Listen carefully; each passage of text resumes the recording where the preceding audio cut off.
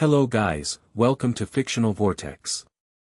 So in this video, we will see what if Naruto was the Lucifer Reborn, wielding the Lightbringer's true might. Naruto x Grayfia, High School DxD. If you enjoy these kinds of stories, don't forget to show us some love by hitting the like button and subscribing to the channel. Your support means the world to us. Now, let's start the story. Chapter 1, The Light Awakens. The Fourth Great Ninja War was going to hell. Naruto felt Madara's attack pierce through his chest before he even saw it coming.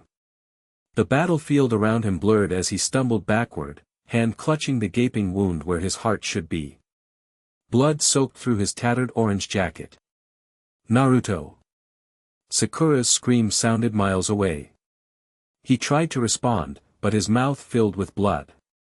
His legs gave out, and he collapsed onto his back, staring up at the chaos-filled sky. This wasn't how it was supposed to end. Not after everything they'd been through. Hang on. Sakura slid next to him, her hands already glowing with medical chakra. The panic in her eyes told him everything. It's bad, isn't it? Naruto coughed. She didn't answer, just pressed her hands harder against his chest. Her tears fell onto his face. Inside his mindscape, Kurama growled. Kit, I can't heal this. The attack severed your chakra network. So this is it? Naruto asked the fox. After everything. Wait. Kurama's eyes narrowed. Something's happening. There's another power awakening inside you, something I've never felt before. A strange warmth spread through Naruto's body, starting from his heart and flowing outward. It didn't feel like chakra. It was brighter, hotter, more primal. Like swallowing sunlight. On the battlefield, Sakura gasped as golden light began seeping from Naruto's wound. What's happening? She demanded, looking around frantically for help. The light intensified, engulfing Naruto's entire body. He felt himself lifting off the ground, suspended in a cocoon of radiance. Naruto! Sakura reached for him, but her hand passed through the light as if it wasn't solid. Inside the light, Naruto felt himself being pulled in all directions. His body seemed to be dissolving and reconstructing simultaneously. The sensation wasn't painful, it felt like waking up. Kurama! What's going on? Naruto called out. The fox's voice came faintly. This isn't my power. Something else has been dormant inside you. Something ancient. Will I see you again? Naruto asked, suddenly afraid. I don't know, Kit. But wherever you're going, give him hell. The light flashed blindingly bright, and the battlefield, Sakura, Kurama, everything Naruto had ever known, disappeared. Naruto crashed into the ground hard enough to crack pavement. He rolled to his feet instantly, battle instinct still firing on all cylinders. His hands formed shadow clone seals automatically, but he paused, taking in his surroundings. What the actual hell? He stood in the middle of what looked like a city park at night. Tall buildings with glowing windows surrounded the green space. No battlefield. No Madara. No war. Naruto looked down at his chest. The wound was gone, not even a scar remained. His tattered orange uniform had been replaced with different clothes. He now wore dark pants, a white button-up shirt, and a black jacket. Okay, definitely not in Kansas anymore, he muttered, a phrase he'd picked up from one of Jiraiya's foreign books. Naruto took a deep breath, trying to center himself. He reached for his chakra, and nearly fell over. The familiar energy was there, but it felt different, mixed with something else. Something that radiated like sunshine. He lifted his hand, concentrating on calling this new power forward. Light gathered in his palm, forming a small, pulsing sphere of golden radiance. That's definitely not Rasengan, he whispered, fascinated. A sudden crack of displaced air made him drop into a fighting stance. Across the park, a glowing white circle had appeared, symbols etching themselves into the ground. From it stepped several figures in white robes, their faces stern. Most surprising were the white feathered wings extending from their backs. Holy shit, are those? Naruto didn't finish his thought as one of them pointed directly at him. The energy signature is confirmed. Lucifer's power has awakened, the apparent leader said. Capture him. Naruto didn't wait to find out what they meant. He launched himself backward, creating distance while his mind raced. Angels? Actual angels with wings were after him. And who the hell was Lucifer? The angels moved with incredible speed, producing spears of light that they hurled toward him. Naruto dodged, his ninja reflexes saving him as the spears exploded where he'd been standing seconds before. Hey! Can we talk about this? Naruto called out, evading another barrage. The morning star must not rise again, one angel shouted back. Heaven cannot allow it. I don't even know what that means. Naruto created 3 shadow clones that scattered in different directions, confusing his attackers. The angels hesitated, unsure which Naruto to pursue. The original used that moment to experiment, channeling the new golden energy into his palm. Unlike chakra, it didn't require hand signs, it responded to his will instantly. A javelin of brilliant light formed in his hand. Acting on instinct, Naruto hurled it at the nearest angel. The spear moved faster than he expected, piercing the angel's shoulder before he could dodge. The wound erupted in golden flames. He's using the Lightbringer's power already, an angel shouted in alarm. Call for reinforcements. I'm not trying to fight you. Naruto protested, though his body was already moving to avoid their renewed assault. His shadow clones engaged 2 of the angels, using taijutsu to keep them occupied. One angel flew above the battlefield, wings spread wide as she began chanting in a language Naruto didn't understand. The air above him began to shimmer. Trusting his instincts, Naruto leapt away just as a column of light slammed down from the heavens, vaporizing the spot where he'd stood. The concrete was completely gone, leaving a smoking crater. Okay, definitely trying to kill me, Naruto muttered. Time to stop holding back. He focused on the golden power, letting it flow freely through his body. His skin began to glow, and he felt a surge of strength unlike anything he'd experienced before, different even from Kurama's chakra. Where the fox's power had been wild and primal, this energy felt ancient and refined, as if it had been part of the universe since the beginning of time. Light exploded outward from his body in a shockwave, knocking the angels back. Naruto stared at his glowing hands in amazement. This power is not yours to wield, false Morningstar, a new voice interrupted. A man in ornate golden armor descended from the sky, 6 pairs of wings folded behind him. Power radiated from him in waves that made the air itself tremble. Great, another one, Naruto muttered. Look, I don't know who this Morningstar guy is, but I'm Naruto Uzumaki from the Hidden Leaf Village. I just want to know where I am and how to get home. The angel regarded him with cold eyes. The vessel may be different, but the power is unmistakable. You carry Lucifer's light. Heaven cannot allow the adversary to return. For the last time, I'm not, the angel didn't let him finish. He raised his hand, and a massive spear of light formed above him, crackling with divine energy. By heaven's decree, you will be erased. As the angel prepared to strike, another circle appeared on the ground, this one glowing crimson. From it rose a woman with silver hair and piercing eyes, dressed in a maid outfit that somehow managed to look both elegant and intimidating. Puriel, she addressed the angel coldly. You overstep. This park falls within devil territory according to our treaty. The angel, Puriel, narrowed his eyes. Grayfia Lucifuge. This matter supersedes territorial agreements. The Morningstar's power has reawakened. The woman, Grayfia, glanced at Naruto, her expression calculating. I'm well aware. That's precisely why I'm here. Then you understand why heaven must act. What I understand, Grayfia replied, stepping between Naruto and the angel, is that you're violating our agreements by bringing armed forces into our territory without prior notification. Ice began forming at her feet, spreading across the ground. The temperature dropped dramatically. "Step aside, Queen of Leviathan," Puriel warned. "Or face heaven's judgment alongside him." Naruto didn't wait to see how this standoff would end. While they were focused on each other, he formed a Rasengan, but instead of his usual chakra, he instinctively channeled the golden light into it. The sphere in his hand blazed like a miniature sun, spinning faster than any Rasengan he'd created before. "Hey, bird brain!" Naruto called out. "Catch!" He hurled the light Rasengan directly at Puriel.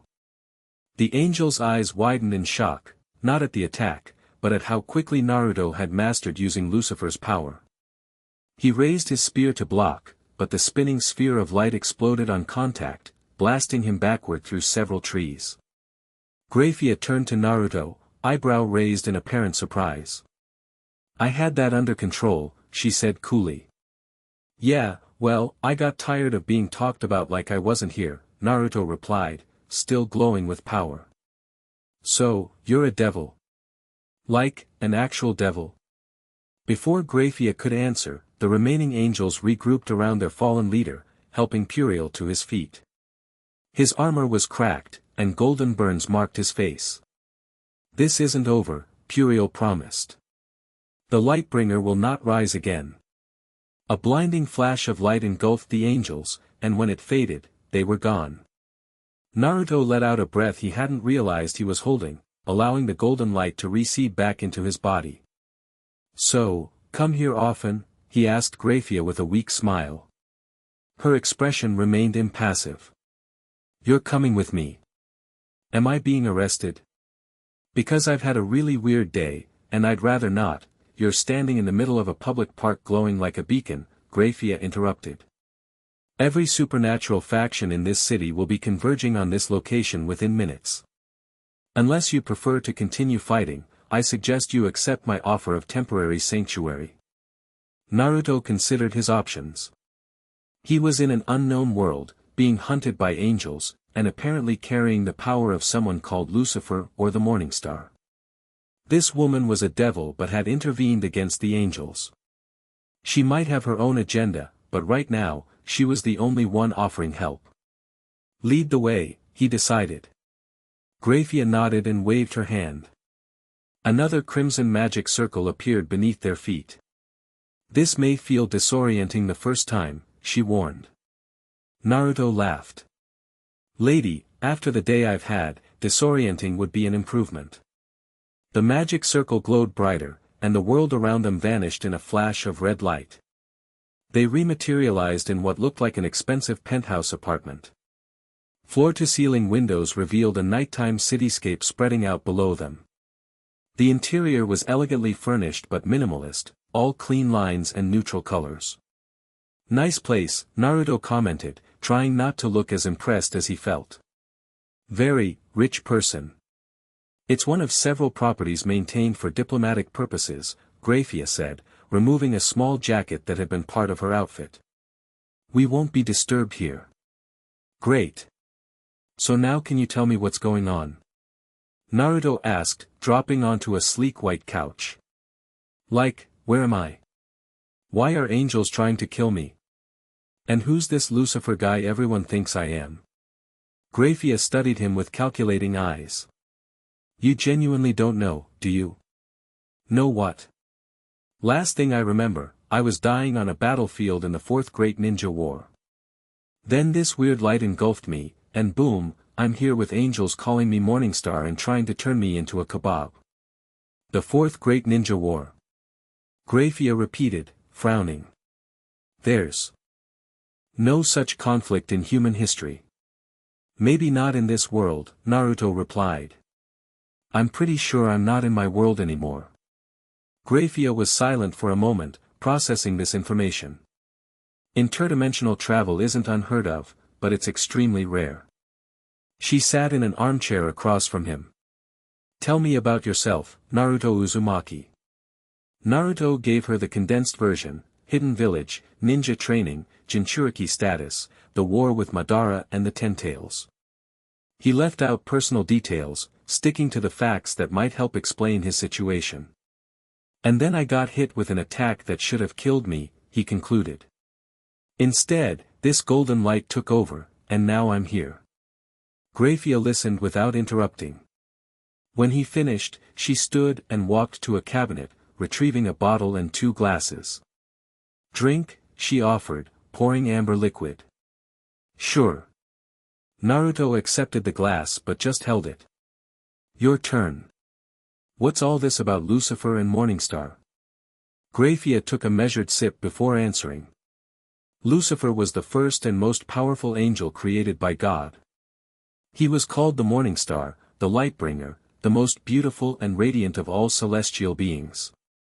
But he rebelled against heaven and was cast out, becoming the first devil and founding our faction.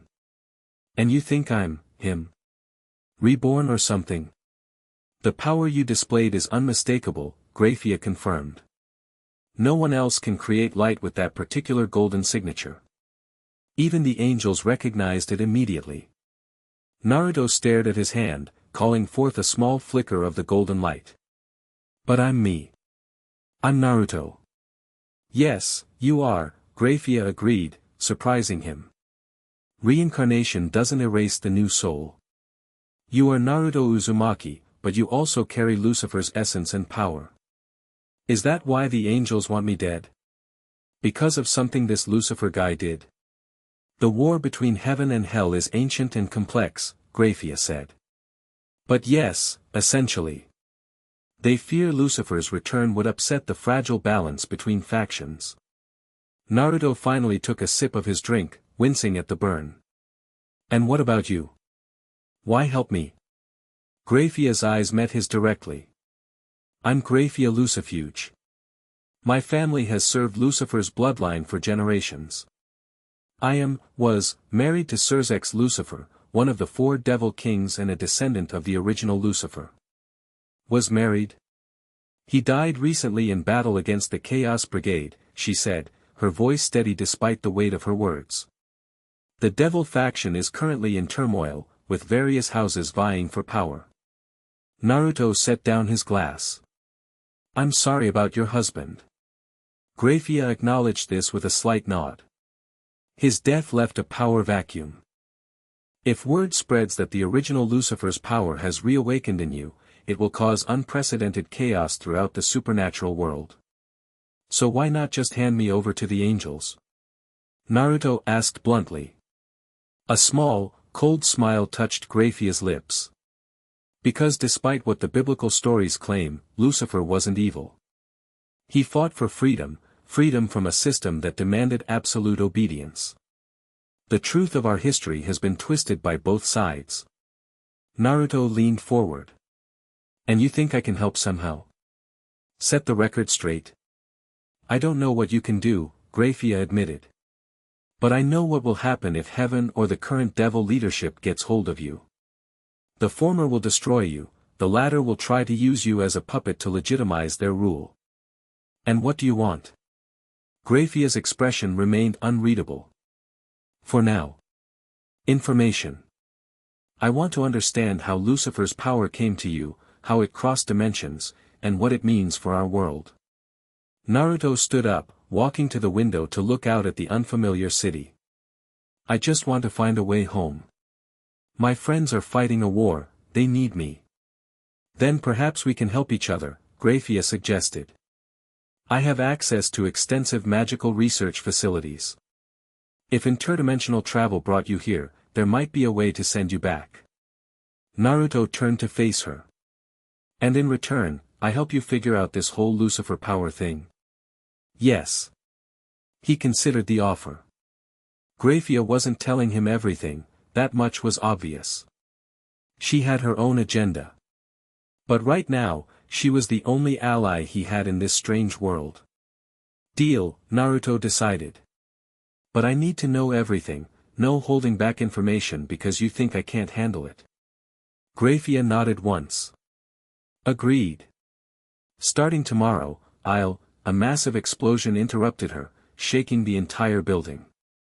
Naruto rushed to the window in time to see a pillar of light erupt from a building several blocks away. What the hell was that? Grayfia was already moving, magic circles forming around her hands. Heaven's forces, most likely. They must have tracked us here. Already? But they're using tracking spells keyed to Lucifer's energy signature, Grayfia explained, her maid outfit dissolving into light and reforming as battle armor of ice and silver. Your power is like a beacon to them. Naruto clenched his fists. So what's the plan? Fight or flight? Neither, Grayfia replied. We need to mislead them. Create a false trail while we escape. Naruto grinned. Misdirection.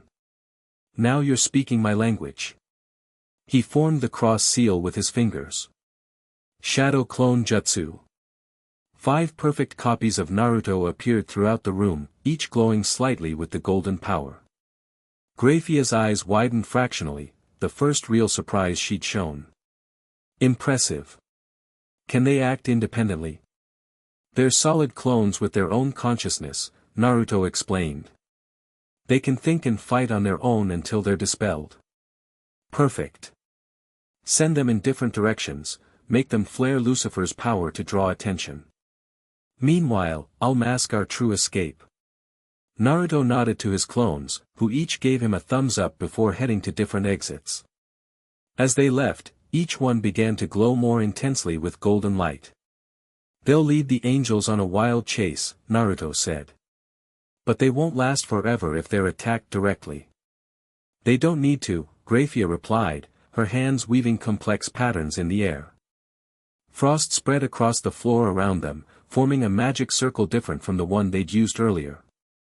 They just need to buy us enough time to reach safer ground. Through the window, Naruto saw winged figures descending from the clouds, dividing into groups as they detected the multiple sources of Lucifer's power spreading throughout the city. Your clones are working, Grayfia noted. The angels are splitting their forces. Where are we going? Naruto asked as the magic circle beneath them began to glow with icy blue light. Somewhere even heaven. Fears to tread, Grayfia answered cryptically. The old territories. Before Naruto could ask what that meant, the teleportation magic activated. The last thing he saw was a group of angels bursting through the penthouse windows, seconds too late. They materialized in a forest clearing. Ancient trees towered around them, their canopies blocking out most of the moonlight. The air felt different here, heavier, charged with power that made Naruto's skin prickle. Where are we? He asked, instinctively lowering his voice. The forests of Gehenna, Grayfia replied, her armor dissolving back into her maid outfit.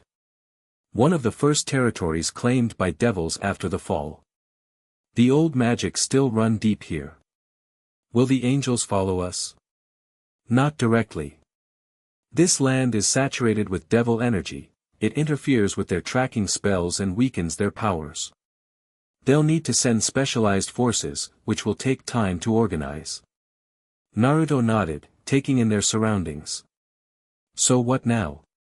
We just camp out in creepy devil woods until they give up.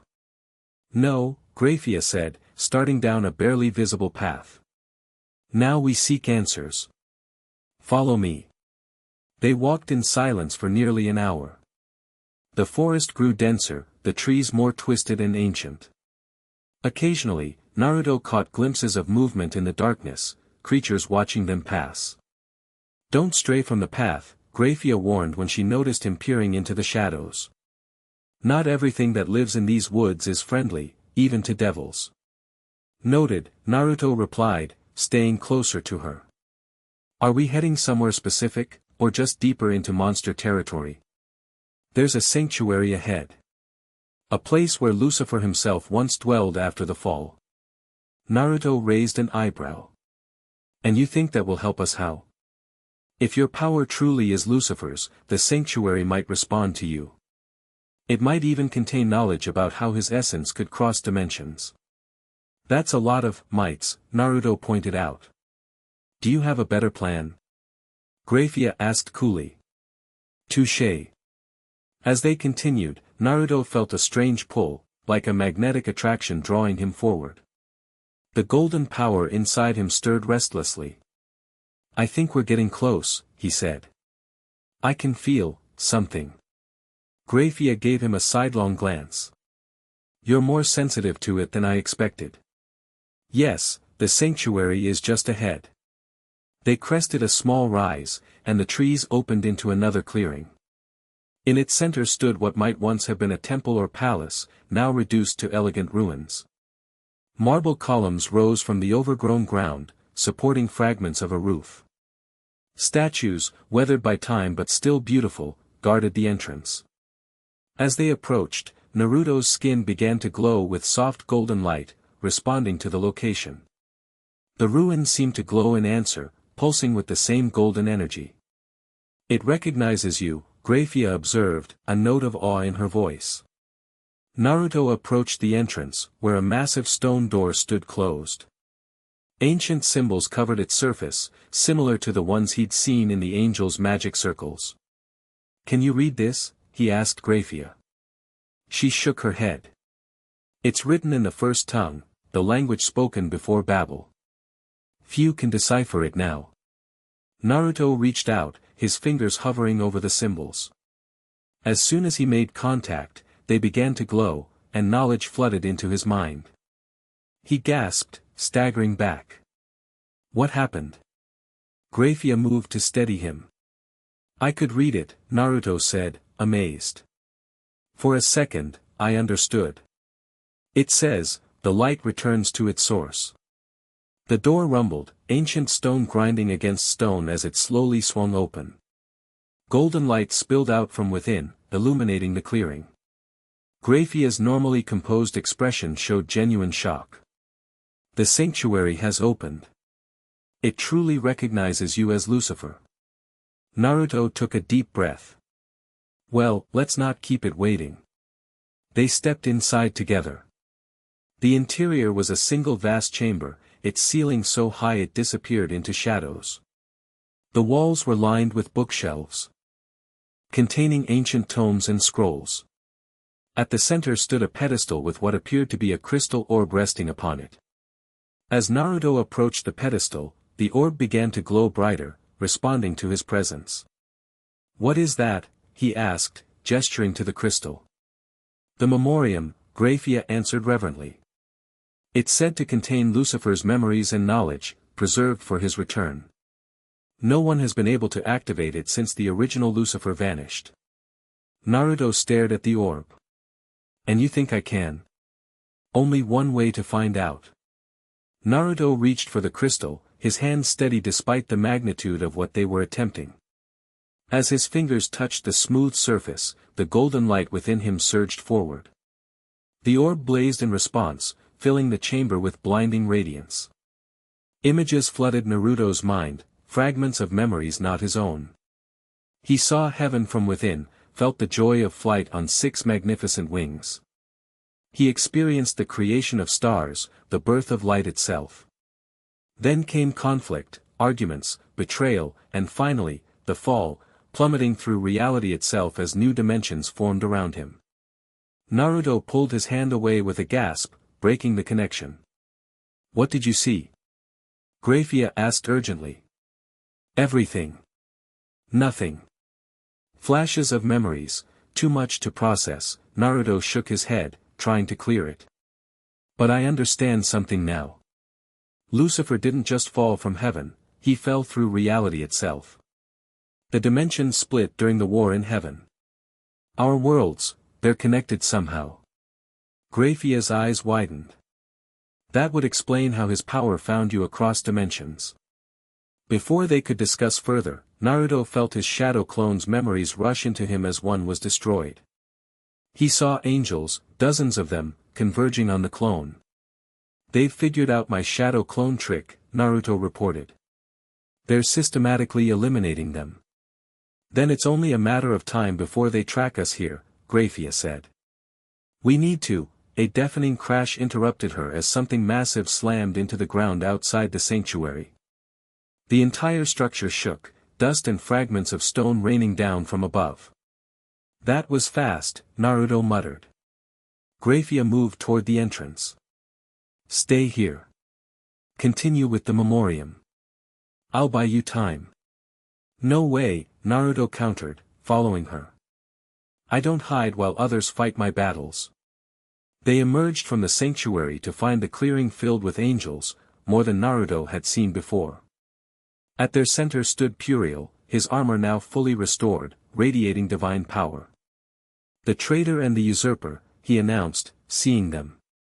There will be no escape this time. Beside him stood another angel, even more imposing. This one had 12 wings and armor that seemed to be made of pure light. Raziel, Grayfia acknowledged, her voice tense. The Archangel of Mysteries. Heaven sends its heavyweights.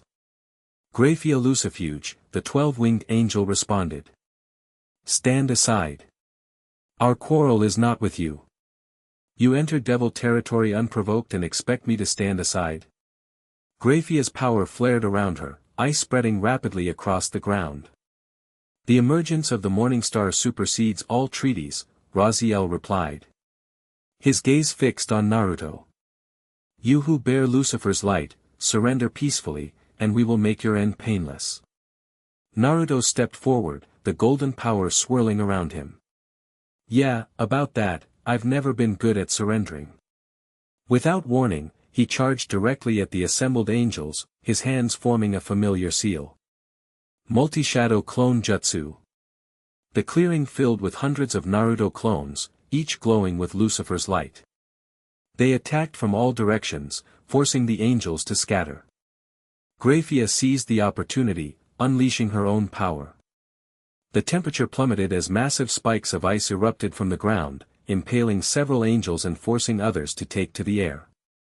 In the chaos, Naruto reached deep into his new power, trying to understand its capabilities. The golden light responded. Eagerly, flowing into his hands and forming what looked like a Rasengan made of pure radiance. Let's try this. He charged through the battle, dodging light spears and ice shards, heading straight for Puriel. The six-winged angel saw him coming and raised his own weapon, a sword of divine light. Your arrogance matches the original, he sneered. Their attacks collided in a massive explosion of power that knocked both combatants backward. Naruto recovered first, rolling to his feet and launching back into the fray. His shadow clones were doing damage, but the angels were quickly adapting to their tactics. Across the battlefield, Grayfia engaged directly with Raziel. Her ice magic clashed against his light, creating beautiful and deadly patterns where they met. Despite her power, she was clearly outmatched against an archangel. Naruto needed to end this quickly. He closed his eyes, reaching for the knowledge he'd glimpsed in the memoriam. There was a technique, something Lucifer had used during the rebellion. His eyes snapped open, now glowing solid gold. Light of the morning star. Naruto thrust his hands skyward. A column of golden light erupted around him, expanding outward in a shockwave that engulfed the entire clearing. When it touched the angels, they screamed, not in pain, but in recognition. For a moment, each one froze as if paralyzed by memory. Naruto didn't waste the opportunity. Grayfia. Now. Understanding instantly, she slammed her palms against the ground. Absolute zero domain. The entire clearing flash froze. Angels found themselves encased in ice so cold it burned like fire against their divine forms. We need to go, now. Grayfia called, already forming a teleportation circle. Naruto raced to her side, the golden light still blazing around him. What about the sanctuary? The memoriam? We've learned what we needed for now. The rest will have to wait. As they stepped into the circle, Raziel broke free of the ice with a roar of divine fury. Light gathered around him in blinding intensity. You cannot escape heaven's judgment, he declared, launching a spear of light directly at them. Acting on instinct, Naruto thrust out his hand. A shield of golden light formed before them, catching the archangel's attack.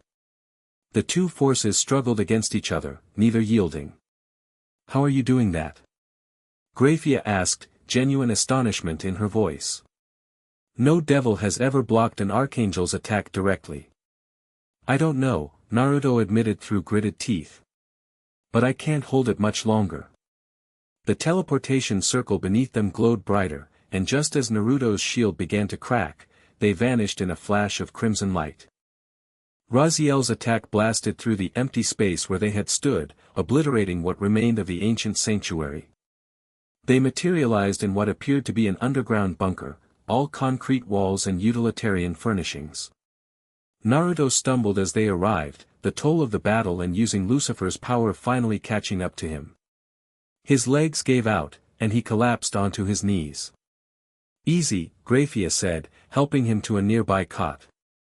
Using the Morningstar's power at that level would strain anyone. Where are we now? Naruto asked, his voice hoarse. A safe house. One of many I established over the centuries, Grayfia explained. It's warded against all known tracking spells, angelic, demonic, or otherwise. Naruto looked down at his hands, which still glowed faintly with golden light. They're not going to stop coming after me, are they? No, Grayfia answered honestly. What you did back there, blocking an archangel's attack directly, will only confirm their fears. Which are what, exactly? Grayfia sat across from him.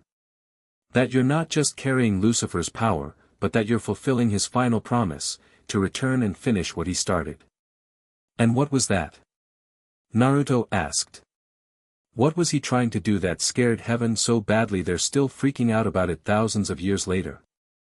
Grayfia was quiet for a moment, considering her words carefully. The official story is that Lucifer rebelled out of pride and ambition, that he couldn't bear to bow before humanity as God commanded. And the unofficial story? That he discovered something, a fundamental truth about reality that threatened the established order. Something about the nature of light itself. Naruto thought back to the fragments of memory he'd glimpsed in the memoriam. The light, it's more than just power, isn't it? It's information. Knowledge. Grayfia's eyes sharpened. What do you mean? When I touched that crystal, I saw creation itself. The formation of reality. Like the light was there before everything else, recording it all. Naruto struggled to articulate what he'd experienced. What if Lucifer's light isn't just a weapon or energy source? What if it's access to everything? That would explain why heaven fears its return, Grayfia mused. Knowledge is the ultimate threat to power. Naruto lay back on the cot, exhaustion overtaking him. Great. So I'm carrying around the supernatural equivalent of nuclear launch codes, and everyone wants them. Not everyone, Grayfia corrected. Just those who understand what they might mean. Naruto turned his head to look at her. And what about you? What do you want with Lucifer's light? Grayfia's expression remained unreadable. Initially, I sought you out because I sensed a power that could stabilize the devil faction after Surzek's death. And now? Now I believe there's more at stake than politics, she admitted. If what you glimpsed in the memoriam is true, if Lucifer's light contains what I think it does, it could change everything we know about our world and yours. So helping me get home isn't just about being nice, Naruto concluded. A small, rare smile touched Grayfia's lips. Let's say our interests are aligned for the moment. Naruto sat up despite his fatigue. Okay, so what's our next move? We can't just hide in this bunker forever. No, Grayfia agreed. Heaven now knows you can access Lucifer's memories and power at will. They'll escalate their efforts to find you. And the devils? Your people. Will they help us? Grayfia's expression darkened. Some might. Others would seek to control you just as eagerly as heaven wants to destroy you. Particularly Rizavim Levon Lucifer. Who's that?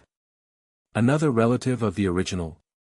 Lucifer's grandson, or so he claims. He leads a faction of pure-blooded devils who believe only those of Lucifer's bloodline should rule. Let me guess, not a nice guy. He makes most demons look positively saintly, Grayfia confirmed. If he learns of your existence, he'll stop at nothing to either control you or eliminate you as a threat to his legitimacy. Naruto groaned. Perfect. Angels want me dead, devils want to use me, and I'm stuck in a strange world with power I barely understand. Not entirely, Grayfia countered. You've already demonstrated remarkable control over Lucifer's light, more than anyone I've seen since the original. Yeah, well, I've had practice adapting to weird power situations, Naruto said, thinking of Kurama. A pang of loss hit him as he realized how much he missed the fox's grumpy presence. Grayfia seemed to notice his shift in mood.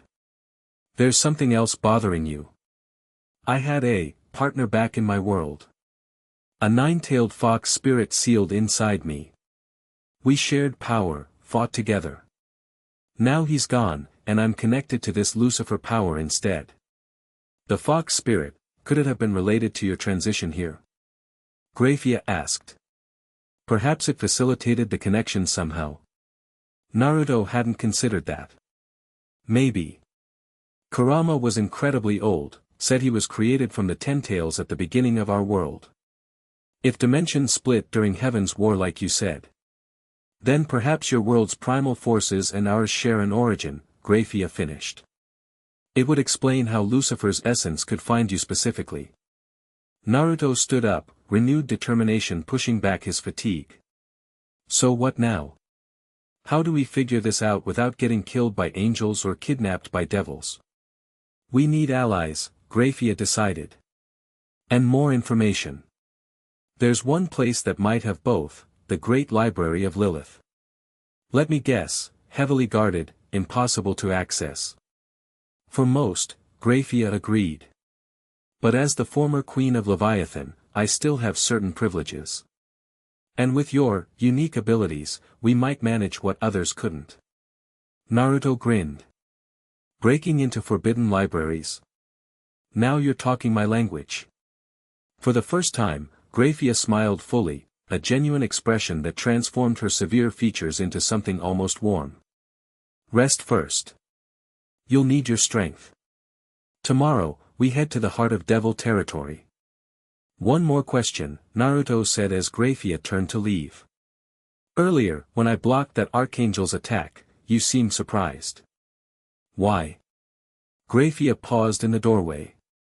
Because according to all our histories, only Lucifer himself could directly counter an Archangel's power. Not his descendants, not other devils, only him. What does that mean for me? It means, Grayfia said carefully, that you may be more than just a vessel for his power. You may truly be his return, in a way none of us expected. She left Naruto alone with that troubling thought, closing the door quietly behind her. Naruto lay back on the cot, staring at the concrete ceiling. He lifted his hand, calling forth a small flame of golden light. It danced across his fingertips, familiar yet alien.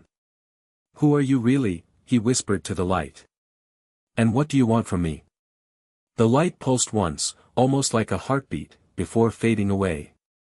Naruto closed his eyes, falling into an exhausted sleep filled with dreams of flying through endless stars on 6 magnificent wings, creating light with just a thought. In the dreams, he wasn't Naruto anymore. But he wasn't exactly Lucifer either. He was something new. Chapter 2, Shadows of Heaven and Hell. Naruto woke to the sound of ice shattering. His eyes snapped open, instantly alert, golden light automatically flaring around his hands. Relax. Just training, Grayfia said from across the bunker. She stood in the center of what looked like a practice area, surrounded by fragments of broken ice formations. Naruto sat up, rubbing sleep from his eyes. What time is it? Nearly noon. You slept for 14 hours. 14, Naruto jumped up. Why didn't you wake me? Grayfia dismissed her ice magic with a flick of her wrist. Your body needed time to adjust to Lucifer's power. Besides, it gave me time to make arrangements. Naruto noticed she'd changed clothes, still formal but more practical than her maid outfit, black pants, a crisp white button-up shirt, and a tailored gray jacket. Her silver hair remained in its elaborate style, somehow still perfect despite their recent battles. Arrangements for what exactly? Naruto asked, stretching. You're training. Training? Grayfia gestured to the practice area. You have immense raw power, but little control.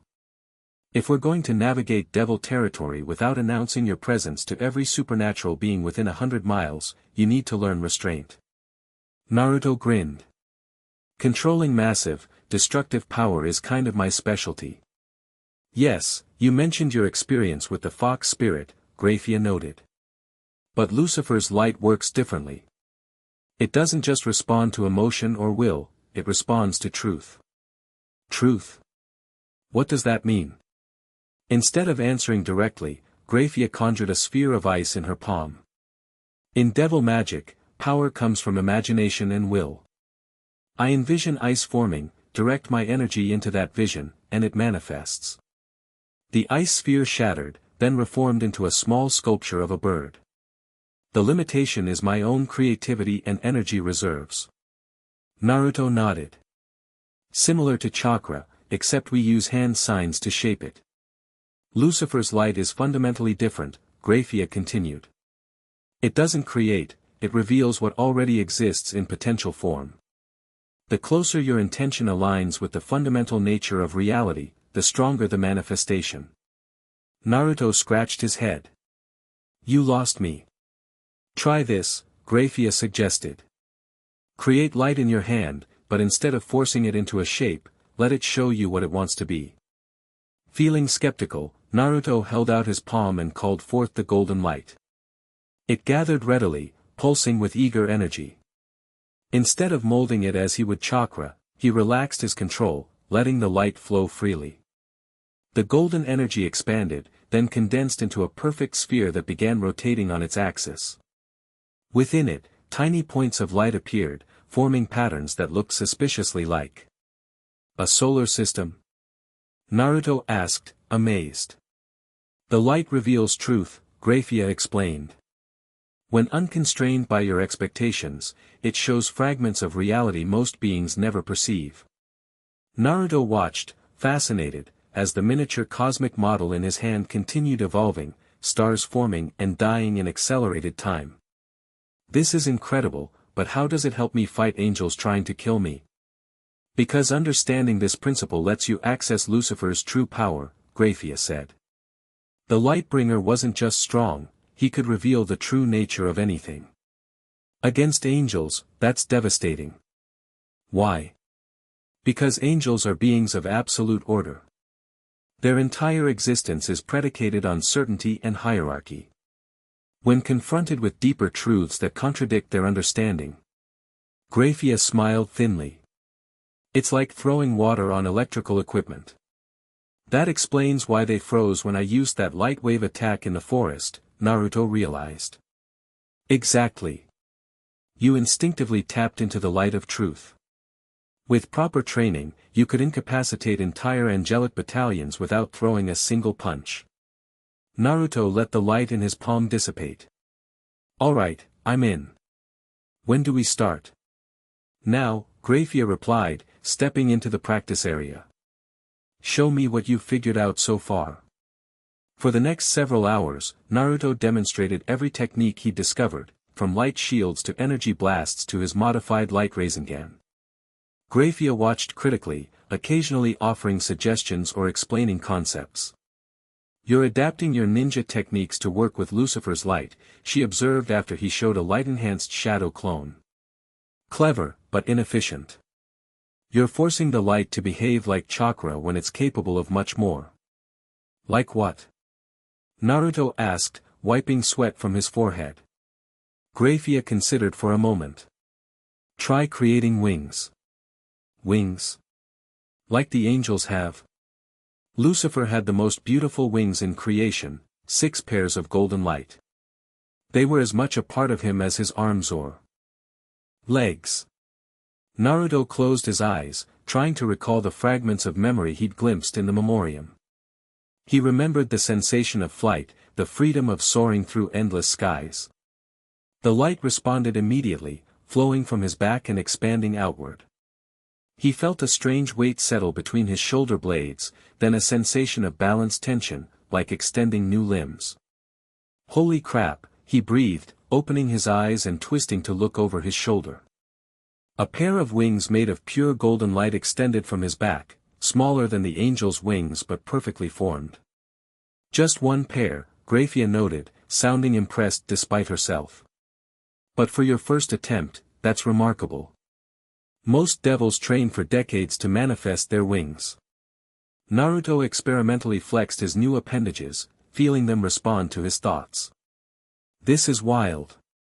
He gave them a tentative flap, lifting a few inches off the ground before wobbling and landing. Whoa! Harder than it looks. Flight requires practice, Grayfia said. But wings serve another purpose for beings like Lucifer, they channel and focus power. As if responding to her words, the golden wings began to glow more intensely. Naruto felt the light flowing through them, gathering and amplifying. I feel it, he said. It's like they're antennas, pulling in energy from everywhere. The original Lucifer could perceive and channel the light that exists in all creation, Grayfia explained. His wings were conduits for that perception. Naruto concentrated, directing the gathered energy into his palm. A sphere of light formed there, far more stable and intense than his previous attempts. It's stronger this way, he observed. More controlled. Grayfia nodded. The wings are your birthright as Lucifer's successor. They'll grow in number and strength as you develop. Sweet, Naruto grinned, then grew serious. So what's next? You mentioned heading to devil territory. Grayfia's expression hardened. Yes. The great library of Lilith contains texts dating back to the original fall. If answers exist about your situation, they'll be there. I'm guessing we can't just walk in the front door. Not exactly, Grayfia admitted. My position offers certain access, but bringing you, an unknown entity radiating Lucifer's power, would cause complications. Stealth mission, then. I'm pretty good at those. Sometimes. Grayfia gave him a skeptical look. We'll need more than stealth.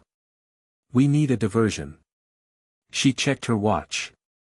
Which should be starting right about now. As if on cue, a small communication circle appeared in the air beside her. A male voice emerged from it. Lady Grayfia, it's happened. Rizavim has made his move. As expected, Grayfia replied. Details? He's called an emergency conclave of the remaining noble houses. He's claiming to have detected an impostor using power similar to Lucifer's and is rallying forces to hunt them down. And the Satans? Divided. Seraphal supports waiting for more information. Ajuka refuses to get involved. Falbium is asking for proof before committing forces. Perfect, Grayfia said. Maintain observation and report any changes. The communication circle disappeared. So this Rizavim guy is making exactly the move you predicted, Naruto noted. How does that help us? Because while he's gathering his political allies and organizing search parties, the Great Library will be minimally guarded. Most of the security forces will be deployed to protect the conclave. Naruto whistled appreciatively. You really planned this out. I've had centuries of experience in devil politics, Grayfia replied with a small smirk. Timing is everything. So when do we leave? Now. Grayfia walked to a storage cabinet and removed a bundle of cloth, tossing it to Naruto. Change into these. We need to mask your appearance.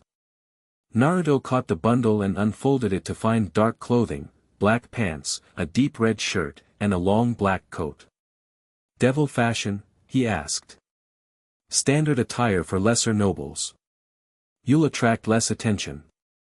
Naruto quickly changed while Grayfia busied herself with preparing supplies. The clothes fit surprisingly well. How do you know my size? He asked, adjusting the coat. I have eyes, she replied flatly. Are you ready? As I'll ever be. How are we getting there?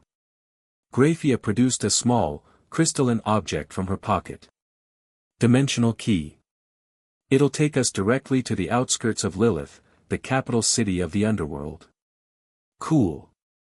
So I just hold on, and, one more thing, Grayfia interrupted.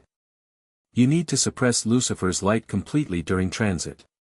The dimensional barriers have detection spells specifically calibrated to his energy signature. Naruto concentrated, drawing the golden power deep inside himself until it was just a warm spark in his core. Like this? Better, but not enough. You need to mask it entirely. I don't know how, Naruto admitted. It responds to my emotions. When I get excited or angry, it flares up automatically. Grayfia considered the problem. There may be another way. She stepped closer, raising her hand. With your permission, I could create a temporary seal, similar to what devils use to mask their presence in human world. Will it hurt? No, but it will feel constraining. Like wearing a heavy coat. Naruto nodded. Do it. Grayfia placed her palm against his chest. A magic circle appeared under her hand, frost spreading outward in intricate patterns across his torso. Naruto felt a sudden chill as her power seeped into him, wrapping around the golden light inside. That feels weird, he muttered as the seal took effect. The light dimmed until it was barely perceptible even to his senses. Like putting a blanket over a spotlight. It won't last long, a few hours at most, Grayfia warned. Lucifer's power is too fundamental to be contained permanently. A few hours is all we need, right? If everything goes according to plan. Grayfia held up the dimensional key. Ready?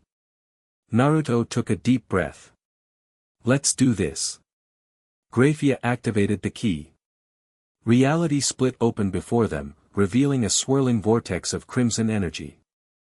Without hesitation, they stepped through together. The transition was smoother than Naruto expected, like walking through a curtain of warm water. One moment they were in the bunker, the next, they stood on a hillside overlooking a vast cityscape that took his breath away. Lilith, the capital of devilkind, spread out below them in all its dark glory. Unlike human cities with their rectangular grids, Lilith was built in concentric circles, each ring rising higher toward the center where a massive black castle dominated the skyline. Buildings of impossible architecture stretched upward, connected by bridges of light. Despite being underground, or in another dimension, Naruto wasn't entirely clear. The city was illuminated by what looked like a red moon hanging perpetually overhead. Whoa, Naruto breathed. That's something else. The seat of devil power for millennia, Grayfia said, a hint of pride in her voice. Built by Lucifer himself after the fall. And the great library is in there somewhere? In the third ring, connected to the Hall of Records. Grayfia pointed to a domed structure halfway between the outer city and the central castle. We'll approach from the residential district to avoid the main checkpoints. They made their way down the hillside toward the city's edge. As they drew closer, Naruto noticed devil citizens going about their business, some looking entirely human, others displaying various demonic features like horns, tails, or unusual skin colors. Keep your head down and let me do the talking, Grayfia instructed as they reached the outer gate. You're posing as a distant relative of the Phoenix family that I'm escorting to the archives for genealogical research. Phoenix. Why them specifically? Their family is known for flame powers. If anyone senses your suppressed energy, they'll attribute it to that lineage. The gate was guarded by armored devils who straightened to attention when they saw Grayfia approaching. Lady Grayfia, one guard said, bowing deeply. We weren't informed you'd be visiting the capital today. A minor research matter, Grayfia replied coolly. Nothing requiring formal notification. Of course. The guard glanced at Naruto curiously. And your companion? Erasure Phoenix, a distant cousin researching his family history, Grayfia said smoothly. I'm personally escorting him to the archives as a favor to Lord Phoenix. Naruto gave a small bow, trying to look appropriately aristocratic. The guard seemed satisfied. Very well. Though I should mention, there's increased security throughout the city today. Lord Ryzavim has called an emergency conclave. So I've heard, Grayfia replied. Political maneuvering doesn't concern me. We'll keep to our business. The guard nodded and waved them through. As they passed into the city proper, Naruto leaned closer to Grayfia. Erasure Phoenix, he whispered. It means storm in your language, doesn't it? I thought you'd appreciate the connection to your world. Naruto grinned. Nice touch. So far, so good with the plan. Don't get overconfident, Grayfia warned. We've barely begun. They made their way through the outer ring of the city, which appeared to be a commercial district filled with shops and businesses. Devils of all descriptions moved about, many giving Grayfia respectful nods or curious glances as they passed. You're kind of a big deal around here, huh? Naruto observed. I was married to one of the 4 rulers of devil kind, Grayfia replied. And before that, I was known as the silver-haired Queen of Annihilation during the Civil War. Fancy title. Remind me not to piss you off. A small smile touched Grayfia's lips. Too late for that.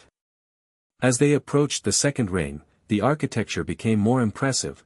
Grand mansions and administrative buildings replaced the shops and apartments of the outer ring. Security was more visible here, with armored guards patrolling regularly. The noble district, Grayfia explained quietly. Each major devil house maintains a residence here, even if their primary estates are elsewhere. Including this Ryzavim character. His mansion is in the inner ring, closest to the castle. He considers himself royalty. They were passing a particularly ornate building when Naruto felt a strange sensation, like a tug on his sealed power. He paused, looking around. What is it? Grayfia asked, instantly alert. Something feels familiar. Naruto focused on the sensation. Like it's calling to Lucifer's light. Grayfia followed his gaze to the building. The Lucifer ancestral home. It now serves as Ryzavim's city residence. Should we be worried? Not if we keep moving. The seal should hold as long. As, she was interrupted by a commotion further up the street. A procession was approaching, devils in elaborate armor flanking a tall, silver-haired man dressed in ornate white and gold robes. Even from a distance, his arrogant bearing was unmistakable. Ryzavim, Grayfia hissed, pulling Naruto into the shadow of a nearby colonnade. We need to avoid him. They pressed back against a pillar as the procession passed. Naruto studied the man who claimed Lucifer's bloodline. Despite his regal appearance, something about Ryzavim set Naruto's teeth on edge, a coldness in his eyes that reminded him of Orochimaru. Just as the procession was passing their hiding spot, Ryzavim suddenly stopped. He turned his head, scanning the area with narrowed eyes. He senses something, Grayfia whispered. The seal must be weakening. Naruto concentrated, trying to suppress the light even further, but the proximity to another Lucifer descendant was making it difficult. The golden power stirred restlessly within him, responding to Ryzavim's presence like a challenge. Ryzavim's gaze swept over their hiding place. For a heart-stopping moment, Naruto thought they'd been discovered. Then one of Ryzavim's attendants spoke, drawing his attention back to the procession. My lord, we'll be late for the conclave. Ryzavim frowned but nodded. Very well. He cast one last suspicious look around before continuing onward. Naruto let out a breath he hadn't realized he was holding. That was close. Too close, Grayfia agreed. The seal is failing faster than I anticipated. Ryzavim's presence must have accelerated the breakdown. How much time do we have? An hour, perhaps less. Grayfia stepped out from the colonnade once the procession was out of sight. We need to hurry. They quickened their pace, moving deeper into the city. The third ring held fewer residences and more institutional buildings, government offices, research facilities, and educational institutions. The great library's dome became visible as they rounded a corner, its surface inscribed with glowing red symbols. "Almost there," Grayfia said. "The main entrance will be guarded, but there's a side access point for archivists that we can use." As they approached the library complex, Naruto noticed significantly fewer devils in this area. "Where is everyone?" "At the conclave, most likely," Grayfia explained. Rizavim's announcement would draw representatives from every noble house and institution. "Lucky for us." "Indeed." Grayfia led him down a narrow side street that ran alongside the library. They reached a small, unassuming door marked with arcane symbols. "Stand back."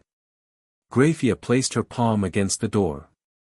Ice spread from her hand, forming a counter-pattern to the existing symbols. After a moment, the door clicked open. "Impressive," Naruto commented. "I helped design the security system centuries ago," Grayfia replied. "They've updated it since, but the core principles remain the same." They slipped inside, finding themselves in a narrow corridor lined with bookshelves. Unlike human libraries with their orderly arrangements, the Great Library of Lilith was a labyrinthine maze. Books were stacked in seemingly random patterns, some floating in midair, others chained to their shelves. The ceiling soared hundreds of feet above them, with walkways and floating platforms allowing access to higher levels. "This place is huge," Naruto whispered, awed despite himself. "How do we find what we're looking for?" "The first fall section should be in the central chamber," Grayfia said. "Follow me, and don't touch anything. Some of these texts bite." As if to emphasize her point, a nearby book snapped its covers at them as they passed. They moved deeper into the library, passing study areas where a few devils sat absorbed in ancient tomes. None looked up as they passed. Apparently, deep scholarly focus was universal across dimensions. As they approached the central chamber, Naruto felt the seal on his power straining further. The golden light pushed against its constraints, responding to something nearby. "Grayfia," he warned quietly. "The seal's weakening fast." She nodded. "We're almost there. Just a little longer." The central chamber was a vast circular room with a ceiling that opened directly to the red sky above. In the center stood a pedestal holding a single book bound in what looked like metal. Around the pedestal, arranged in concentric circles, were reading stations with various ancient texts. "The Chronicum Inferni," Grayfia explained, approaching the central pedestal. "The original history of the fall, written by Lucifer himself. That's what we're here for. Among other things." Grayfia scanned the chamber. "We also need the Lightbringer Codex, a compilation of Lucifer's abilities and techniques. And the Dimensional Treatise, which might explain how your world connects to ours." "Split up to find them faster," Naruto suggested. "No. Stay close to me." If the seal breaks completely, before she could finish, a voice called out from across the chamber. "Lady Grayfia." What an unexpected pleasure. They turned to find an elderly devil in scholarly robes watching them with keen interest. His eyes, yellow with slit pupils, flickered between them. "Archivist Barbatos," Grayfia acknowledged with a slight bow. "I'm conducting research for a historical project." The old devil approached, his gaze fixing on Naruto with uncomfortable intensity. "And who might this be?" "Not a phoenix, despite what the gate guards were told." Naruto tensed, ready for trouble. The seal on his power throbbed painfully as the light strained against it. "A guest under my protection," Grayfia said firmly. "His identity is a private matter." Barbatos smiled, revealing pointed teeth. "Nothing in the Great Library is private, Lady Grayfia. Especially not when it pertains to—" He inhaled deeply, as if scenting the air, matters of Lucifer's legacy. The archivist knew. Somehow, he could sense what Naruto was carrying despite the seal. "Barbatos," Grayfia said, her voice dropping several degrees in temperature, "your discretion would be appreciated." Of course. The old devil's smile widened. But I wonder, does Lord Ryzavim know you found a new vessel for Morningstar's light? He's quite invested in such matters, as you're well aware. Ice began forming around Grayfia's hands. My business here doesn't concern Ryzavim. Everything concerning Lucifer's power concerns him, Barbatos countered. As the last true descendant, he's no true descendant, Naruto interrupted, unable to keep silent. Not in any way that matters. Both devils turned to him in surprise. And how would you know that, young man? Barbatos asked, his scholarly curiosity apparently overriding his suspicion. Naruto wasn't entirely sure how he knew, the words had come out instinctively, driven by the light inside him. The light, it doesn't recognize him. Not as kin. Barbatos's eyes widened. Fascinating. You speak as if the Morningstar's power has consciousness. Not consciousness exactly, Naruto tried to explain. More like, memory. Recognition. Even more interesting. Barbatos glanced between them. Lady Grayfia, I believe I can help you find what you seek, without alerting certain parties to your presence. Grayfia's ice didn't dissipate, but her posture relaxed slightly. Why would you help us? I've been archivist here for over 2,000 years, Barbatos replied. I serve knowledge, not politics. And this young man. He gestured to Naruto, represents the most significant historical development in centuries. Naruto and Grayfia exchanged glances. What do you want in return? Grayfia asked cautiously. A conversation, Barbatos said, looking at Naruto. Once you've found what you need, I wish to hear his perspective on certain historical events. The light carries memories, as he said. Those memories could clarify millennia of disputed history. Grayfia considered the offer. We accept, with the condition that our presence remains confidential. Agreed. Barbatos bowed slightly. Now, what specifically are you seeking? Grayfia explained their research targets. Barbatos nodded thoughtfully. The dimensional treatise is in the cosmology section, 3rd level, Eastern Quadrant. The Lightbringer Codex is more problematic, it's kept in the restricted vault. Can you access it? Grayfia asked. I can, but removing it would trigger alarms. However. Barbatos turned to Naruto with a calculating expression. If the light truly recognizes its own legacy, there may be another way. What do you mean? Naruto asked. The vault's security was designed by Lucifer himself. It responds to his essence, his actual power, not bloodline. If you truly carry his light, the vault might open for me, Naruto concluded. Precisely. Grayfia looked concerned. Using his power might break the seal completely. A risk we must take, Barbatos said. I'll retrieve the dimensional treatise while you two attempt the vault. Meet me in my private study afterward, it's warded against surveillance. They agreed to the plan. Barbatos gave them directions to the vault before heading toward the upper levels. Can we trust him? Naruto asked as they made their way deeper into the library. Barbatos has always valued knowledge above politics, Grayfia replied. But be cautious, his primary loyalty is to history itself.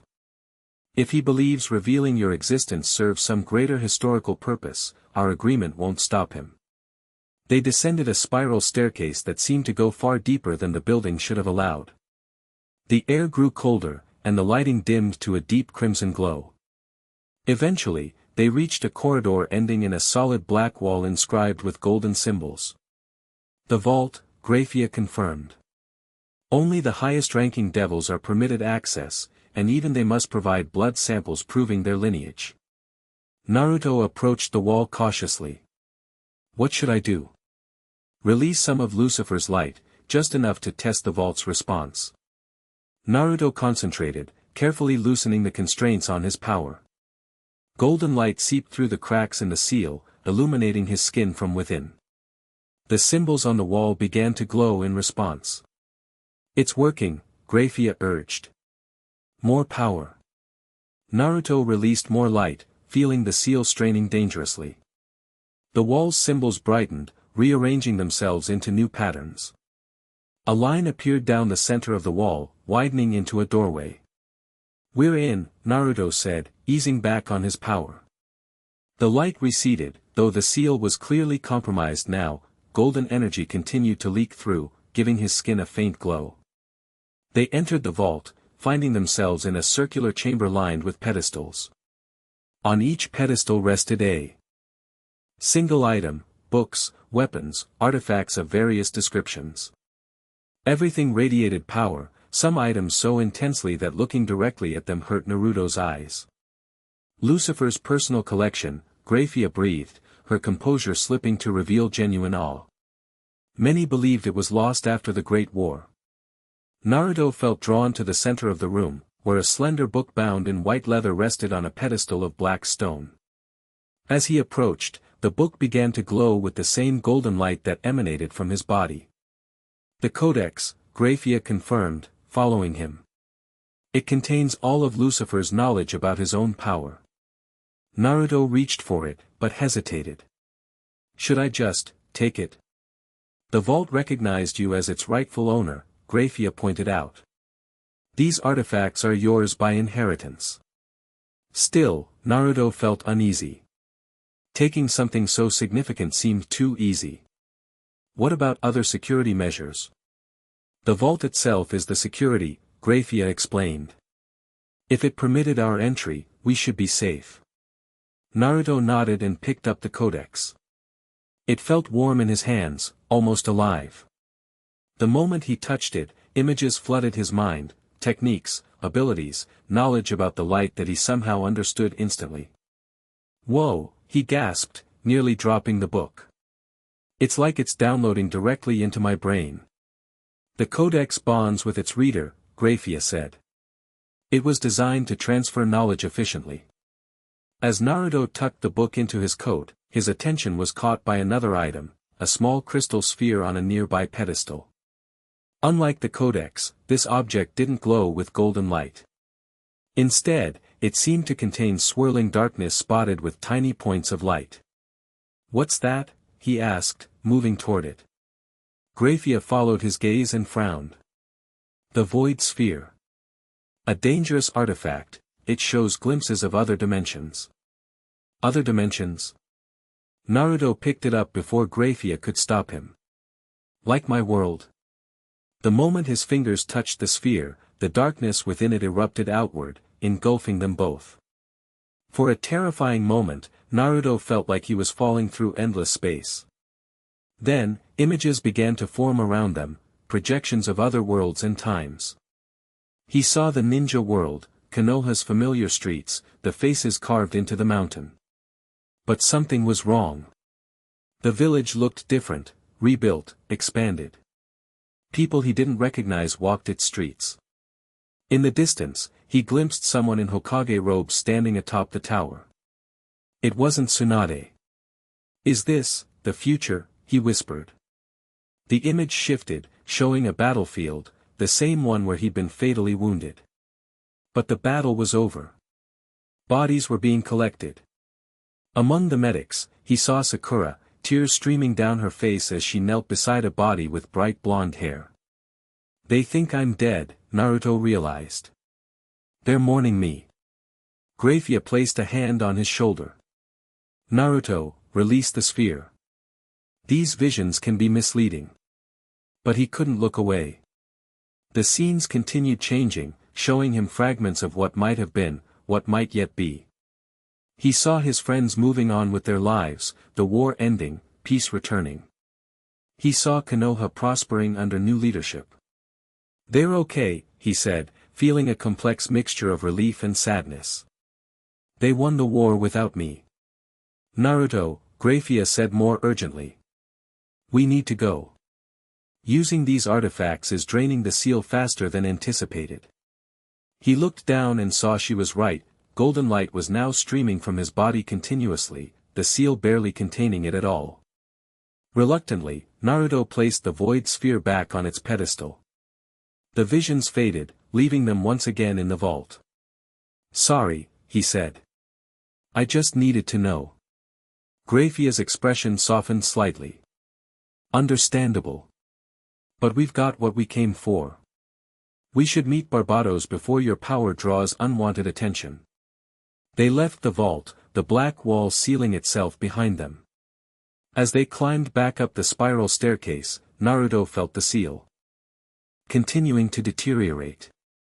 By the time they reached the main library level, golden light was visibly emanating from his skin. "This is bad," he muttered, trying to pull the power back. "I can't control it anymore." "Barbados's study is just ahead," Grayfia said, leading him through a maze of bookshelves. "His ward should mask your energy signature." They reached an ornate door carved with astronomical symbols. Grayfia knocked in a specific pattern, and the door swung open to reveal a cluttered but cozy study. Barbados sat at a massive desk, the dimensional treatise open before him. "Ah, success I see," he said, looking up as they entered. Then his eyes widened at Naruto's glowing appearance. "Though perhaps at a cost." "The seal is failing," Grayfia explained as Naruto closed the door behind them. "We don't have much time." Barbados waved his hand, and the symbols carved into the walls and ceiling of his study began to glow. "My wards are activated. No one outside this room can detect his power now." Naruto sighed in relief, allowing the golden light to flow freely since it was no longer contained. Wings of light burst from his back, now 2 pairs instead of 1, and his eyes shone with golden radiance. "Magnificent," Barbados whispered, staring at Naruto with scholarly fascination. "The true light of the morning star. I never thought I'd live to see it." "Did you find anything useful in the treatise?" Grayfia asked, bringing them back to business.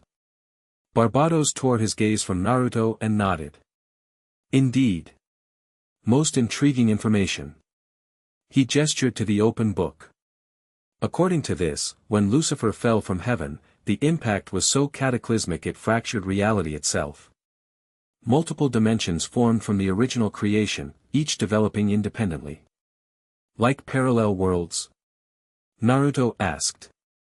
"More like branches from a single tree," Barbados clarified. "All connected at their root, but growing in different directions. And my world, the ninja world, is one of these branches?" "It appears so.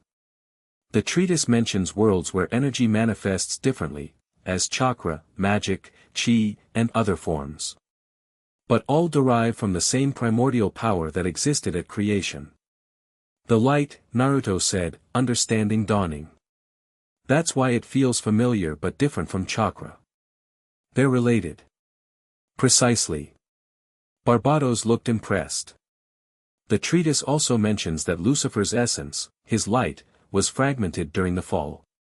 Most remained with him, becoming the foundation of devil power. But pieces scattered across the dimensions. And somehow, one of those fragments found me," Naruto concluded. "Perhaps not by chance," Grayfia suggested. "You mentioned being a vessel for another powerful entity in your world, the nine-tailed fox." "Kurama," Naruto nodded. "Entities that can contain immense power are rare across all dimensions," Barbados explained.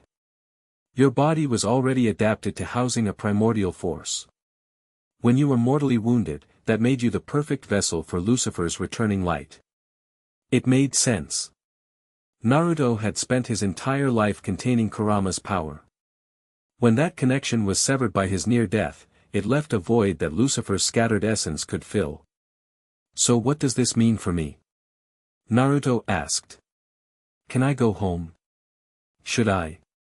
Barbados and Grayfia exchanged glances. "The treatise suggests interdimensional travel is possible," Barbados said carefully. "But requires enormous power and precise calculations.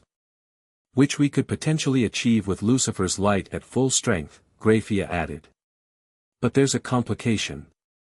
"Of course there is," Naruto sighed. "What now?" "The fragmentation of Lucifer's essence was not random," Barbados explained. "According to these texts, it was deliberate, his final act before his apparent destruction in the Great War. He scattered his power across dimensions as a safeguard, Grayfia continued. Ensuring that even if he fell, his light would eventually return, gathered in a suitable vessel. Me, Naruto said, the weight of this revelation settling on him. So I'm part of some ancient devil's backup plan? It's more complex than that, Barbatos said. The texts suggest Lucifer foresaw a threat greater than the Great War, something that would endanger all dimensions. His return was meant to address this threat. What threat? Naruto demanded. Before Barbatos could answer, an alarm blared throughout the library, a piercing, wailing sound that made all three of them flinch. What's happening? Naruto shouted over the noise. Barbatos rushed to his door, opening it a crack to peer outside. Intruders in the library. And not from our faction, judging by the response. As if confirming his words, they heard distant explosions and shouts. Angels? Grayfia suggested, ice forming around her hands in preparation for battle. No. Barbatos shook his head grimly. The wards would have triggered differently for divine energy. This is something else. Another explosion, much closer this time, rocked the study. Books fell from shelves, and dust rained from the ceiling. Whoever they are, they're heading this way, Naruto said, the light around him intensifying in response to the threat. They must be tracking me somehow. Grayfia moved to the door, gently pushing Barbatos aside to look out herself. Her eyes narrowed at what she saw. Cow's Brigade, she hissed. Terrorists. Extremists from various factions. What do they want? Naruto asked, though he suspected the answer. You, Grayfia confirmed. Or rather, the power you carry. Another explosion blasted the corridor outside, much closer now. Barbatos's wards flickered as the shock wave hit them. My wards won't hold against a direct assault, the archivist warned. We need to move. Is there another exit? Naruto asked. Barbatos pointed to a bookshelf on the far wall. Hidden passage.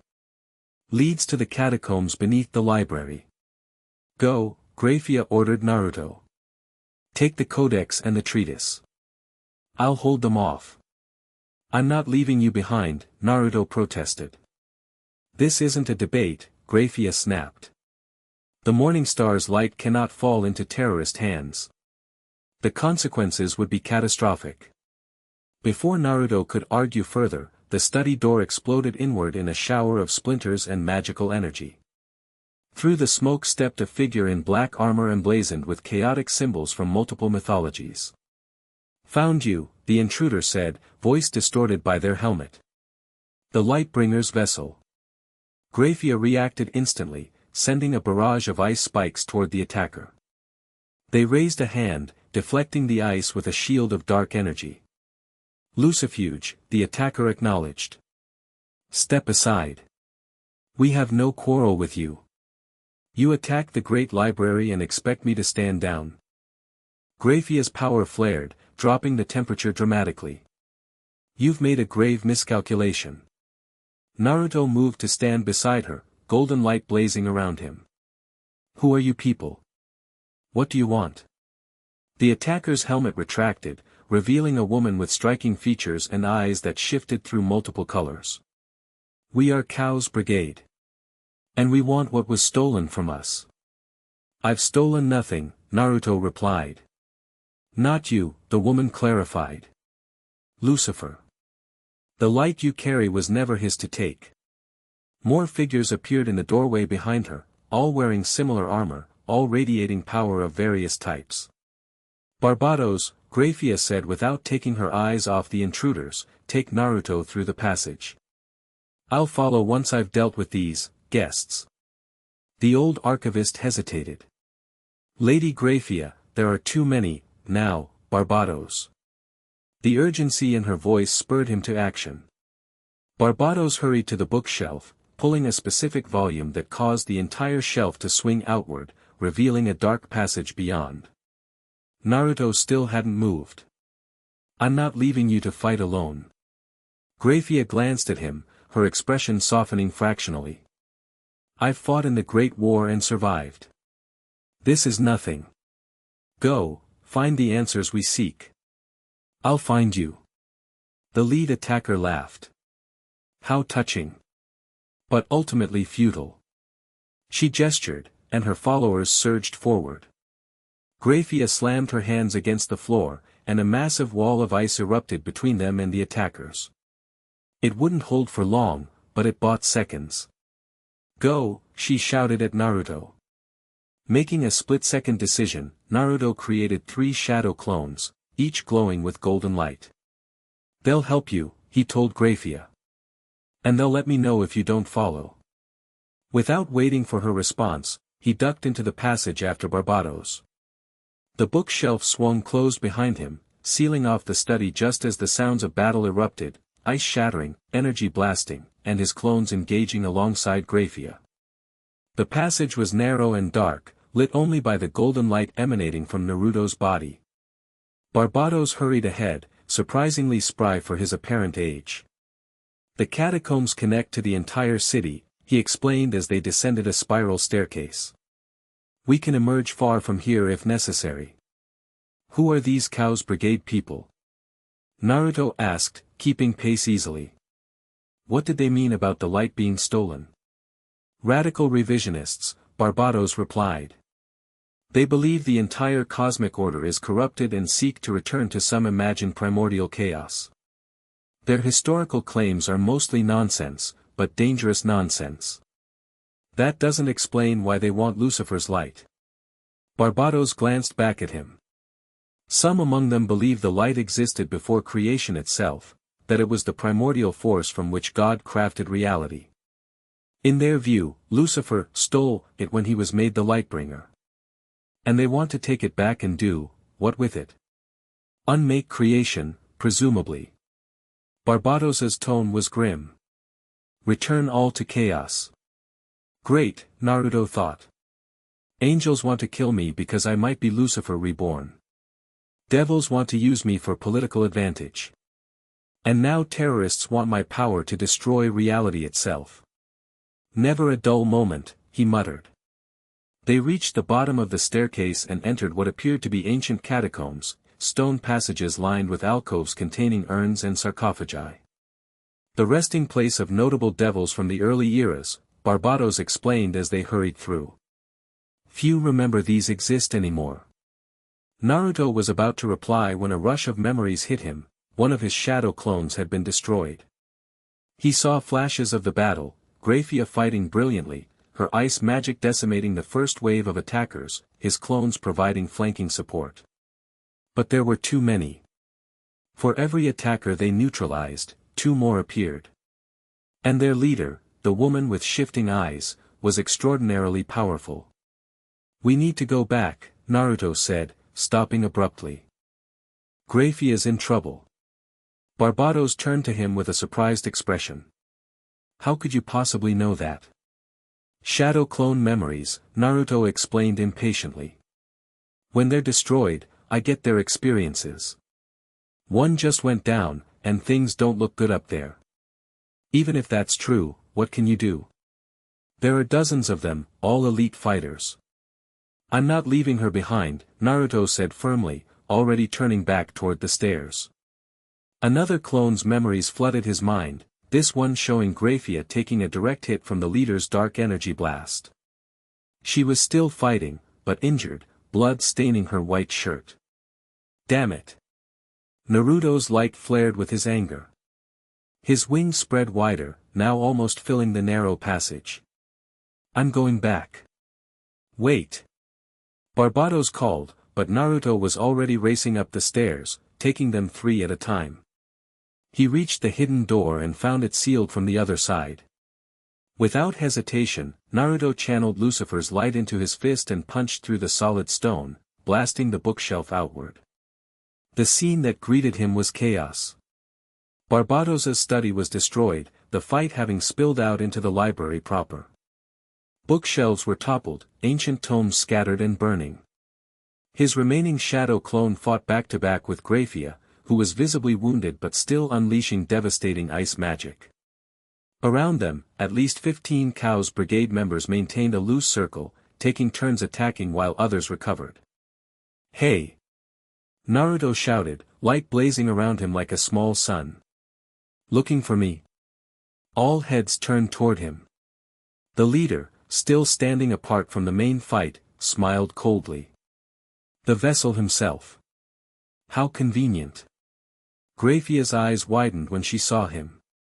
"Naruto, run. There are too many." Instead of running, Naruto charged directly into the fray. The golden light around him condensed, forming armor similar to what he'd seen in the Memoriam's visions. As he moved, knowledge from the Codex flowed into his mind, techniques and abilities that felt both new and somehow familiar. "Light of Judgment," he called out, remembering the technique instantly. Spears of golden light materialized around him, dozens of them hovering in formation. With a gesture, he sent them flying toward the Chaos Brigade members, forcing them to scatter and breaking their encirclement of Grayfia. Naruto reached her side, dismissing his remaining shadow clone now that he was there in person. "I told you to escape," she said, though there was no real anger in her voice, just exhaustion. "Yeah, not my style," Naruto replied, forming a shield of light as several energy blasts converged on their position. "Can you still fight?" Grayfia straightened, ice forming around her wounded arm like a makeshift bandage. "Always." "Then let's show these chaos fanatics what happens when they crash our library visit." Together, they launched a counterattack, Naruto's light and Grayfia's ice complementing each other perfectly. Where his attacks created openings, her ice exploited them. When enemies tried to flank her, his light shields protected her. They moved in perfect synchronization, as if they'd fought together for years instead of hours. Naruto found himself impressed by Grayfia's combat prowess. Her reputation as the Queen of Annihilation was clearly well earned. The Chaos Brigade fighters fell back under their combined assault, several dropping to the ground incapacitated. But their leader remained unperturbed, watching the battle with calculating eyes. "Enough games," she finally said, stepping forward. "Katlia, Walburga, contain them." Two figures broke from the group, a woman wielding what appeared to be purple flames and a man whose body seemed partially transformed into a beast. "Beast magic and holy flames," Grayfia warned Naruto. "Both extremely dangerous." The beast man, Katlia, charged first, moving with incredible speed despite his bulk. Naruto met him head-on, light-enhanced strength matching the creature's ferocity. They exchanged blows. That shook the library's foundations, toppling more bookshelves and shattering reading tables. Meanwhile, Grayfia engaged Walburga, whose purple flames countered her ice with disturbing effectiveness. Where the flames touched the ice, it didn't melt, it simply ceased to exist, as if erased from reality. "Longinus," Grayfia hissed, recognizing the power. "Incinerate Anthem, one of the holy relics." Despite the danger, she fought brilliantly, compensating for her wounds with tactical precision. For every attack Walburga launched, Grayfia had a counter, never using more power than necessary. Naruto found himself equally matched with Katlia. The beast man's regenerative abilities made him difficult to put down permanently. Each wound Naruto inflicted with light spears healed almost instantly. "Need a new approach," Naruto muttered to himself. Reaching into the knowledge from the Codex, he found something promising. "Light of Truth," he called out. The golden light around him changed quality, becoming sharper, more focused. When it touched Katlia, the beast man howled, not in physical pain, but in existential agony. The light was revealing his true nature, stripping away the beast magic to expose the man beneath. "No!" Katlia screamed, his bestial features receding against his will. "What are you doing to me?" "Showing you who you really are," Naruto answered, pressing the advantage. Across the battlefield, Grayfia saw what he was doing and understood immediately. "Naruto. The same technique on the flames." Understanding her plan, Naruto directed a beam of the truth-revealing light toward Walburga's purple flames. Where the golden light touched the purple fire, it flickered and destabilized, the light exposing the artificial nature of the holy relic's bond with its wielder. Impossible. Walburga gasped as her control over Incinerate Anthem wavered. The relic chose me. Did it? Grayfia asked coldly, seizing the opportunity to encase the woman in ice up to her neck. Or did you force a connection it never truly wanted? With both elite fighters neutralized, Naruto and Grayfia turned their attention to the remaining Chaos Brigade members. Many were already retreating, intimidated by the display of power. Only their leader remained unfazed, watching the battle with those unsettling color-shifting eyes. Impressive, she acknowledged. The vessel has already learned to use the light's revealing properties. Faster than we anticipated. Who are you? Naruto demanded. What do you really want? My name is Nyx, she replied. As for what I want. She smiled, and there was something ancient and terrible in that expression. The light you carry doesn't belong in a vessel. It belongs free, unbound by form or function. So you can use it to destroy everything? Grayfia challenged. Nyx laughed. Not destroy. Transform.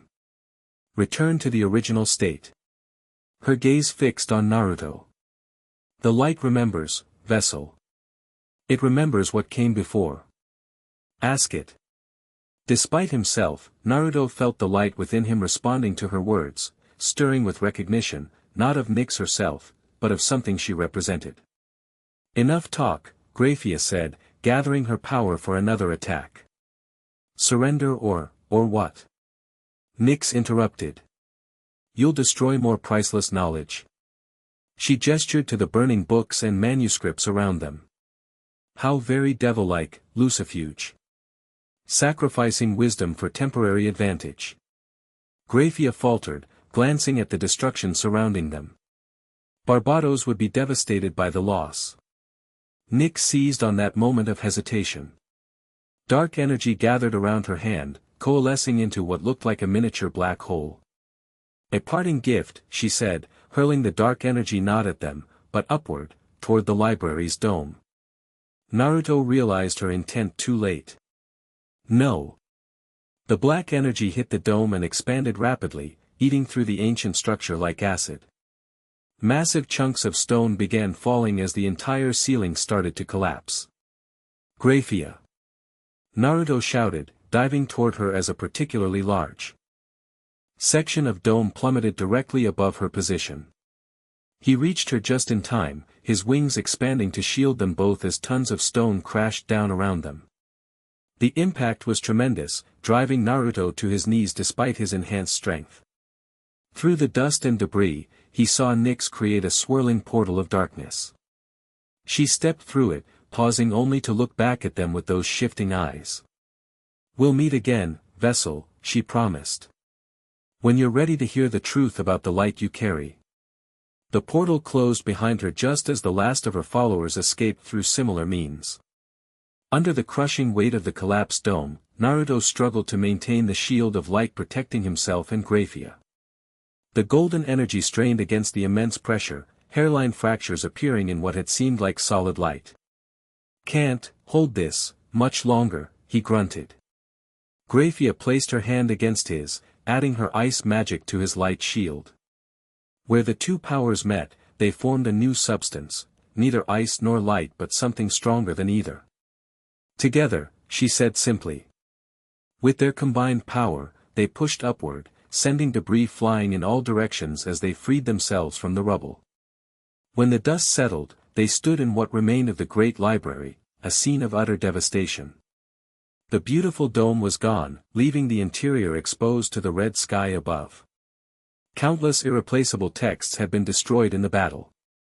Barbados will never forgive us, Grayfia murmured, surveying the damage. As if summoned by his name, the old archivist emerged from the hidden passage, his eyes widening in horror at the destruction. My library, he whispered, his scholarly composure cracking for the first time. Millennia of knowledge. I'm sorry, Naruto said, genuinely regretful. They were after me.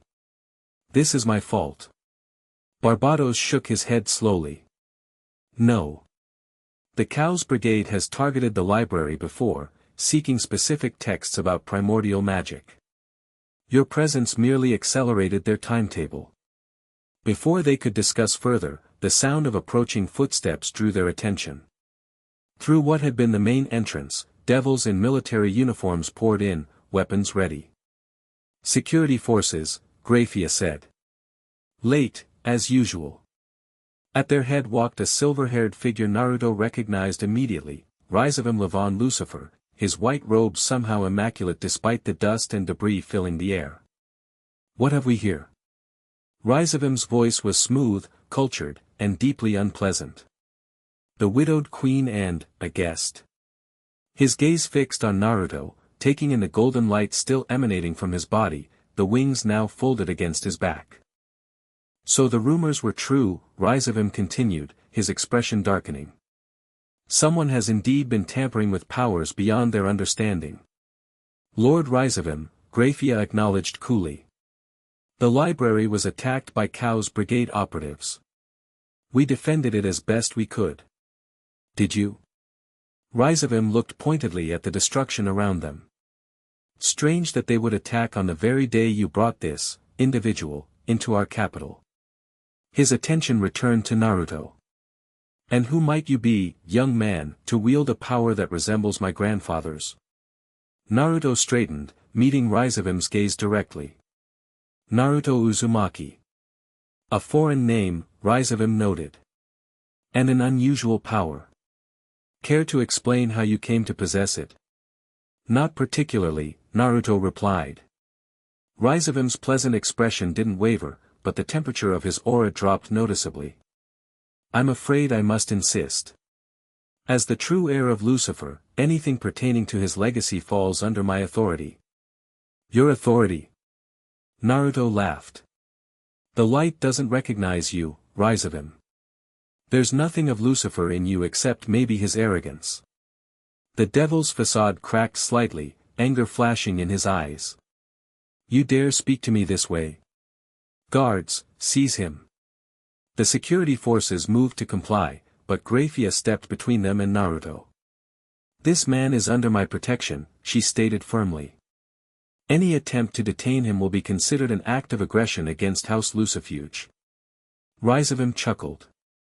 My dear Grayfia, your house holds much less influence now that your husband is gone. Do you really wish to challenge me directly? The air around Grayfia grew frigid. If necessary. Tension mounted as neither side backed down. The security forces looked increasingly uncomfortable, caught between Rizavim's authority and Grayfia's fearsome reputation. Barbados unexpectedly broke the standoff by stepping forward. Lord Rizavim, if I may, the old archivist said deferentially. This young man assisted Lady Grayfia and myself in defending the library against terrorists. Without his intervention, the damage would have been far worse.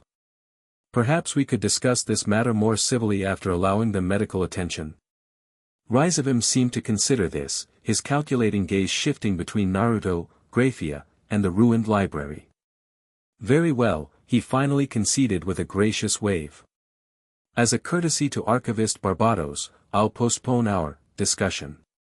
But make no mistake, his eyes locked with Naruto's, all pretense of civility gone, we will determine the truth of your claims, and the legitimacy of the power you wield. Lucifer's legacy is not a toy for children to play with. With that, he turned and swept out of the library, most of the security forces following in his wake. Once Rizavim was gone, Grayfia sagged slightly, the strain of battle and her injuries finally catching up to her. We need to leave, she said quietly. Rizavim only retreated to gather more information and forces. He'll be back with both very soon. Naruto nodded, then turned to Barbados. Will you be okay? Those Cows Brigade people might return. The archivist sighed, looking at the destruction around them. I've survived worse. The most valuable texts were in magically protected vaults beneath the library, including the originals of the works you sought.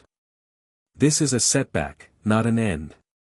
Thank you for your help, Naruto said sincerely. And sorry about. He gestured vaguely at the collapsed dome. Knowledge is meaningless if not shared and protected, Barbados replied. You should go now. Lady Grayfia needs medical attention, and you both need to disappear before Rizavim organizes a proper search. Grayfia created a small communication circle. Archivist Barbados, the North Service Tunnel, is it still viable? Yes, and largely forgotten. It will take you beyond the city walls without passing checkpoints. Perfect. With a final nod of thanks to the old devil, they made their way through the ruined library to a nondescript door partially hidden behind fallen bookshelves. Beyond it lay a narrow maintenance tunnel, dimly lit by magical sconces that activated as they passed. Are you okay? Naruto asked as they hurried through the passage. Grayfia was moving well, but he'd seen her take several hits during the battle. I'll survive, she replied stoically. Devil constitution. Naruto wasn't convinced. Once we're somewhere safe, I want to look at those wounds. Grayfia gave him a sidelong glance. Are you a healer now as well? No, but I've patched up enough battlefield injuries to know when someone's pushing themselves too hard. She didn't argue further, which Naruto took as tacit agreement. They continued in silence for nearly an hour, the tunnel gradually sloping upward until finally emerging on a hillside similar to where they'd first arrived. The city of Lilith spread out below them, its concentric rings now illuminated by what passed for night in the underworld. We can't return to our previous safe house, Grayfia said, creating another communication circle. Rizavim will have it watched. So where to now? Somewhere Rizavim would never think to look for us. She spoke into the circle, Oro's estate. North Tower. 2 for arrival. A voice responded, confirmed, Lady Grayfia. Preparations underway. Naruto raised an eyebrow. Whose estate? Mine, Grayfia answered, creating a teleportation circle beneath them. Or rather, one that belongs to a branch of the Lucifer family that supposedly died out centuries ago. And Rizavim doesn't know about it? A small, satisfied smile crossed Grayfia's face. Not everything about Devil Society appears in official records. My family has kept certain properties, off the books. The teleportation circle activated, enveloping them in crimson light. When it faded, they stood in what appeared to be a tower room, elegantly furnished with a blend of ancient and modern styles. Large windows overlooked a moonlit valley surrounded by mountains. Welcome to Oro's estate, Grayfia said. One of the oldest Lucifuge properties, and one of our best-kept secrets. Naruto moved to the window, taking in the isolated location. The estate appeared to be built into the side of a mountain, with no visible roads or paths leading to it. Nice hideout, he commented. Very supervillain lair. That actually drew a small laugh from Grayfia. The Lucifuge family has been called many things over the centuries, but I believe that's a first. A knock at the door interrupted them. Grayfia called for the visitor to enter, and an older devil in formal servant's attire stepped in, bowing deeply. Lady Grayfia, welcome home. It has been too long. Corvus, she acknowledged warmly, the most emotion Naruto had seen her display toward anyone. Thank you for maintaining the estate in my absence. Always, my lady. Corvus straightened, his gaze moving curiously to Naruto. And your guest? A friend, Grayfia said simply.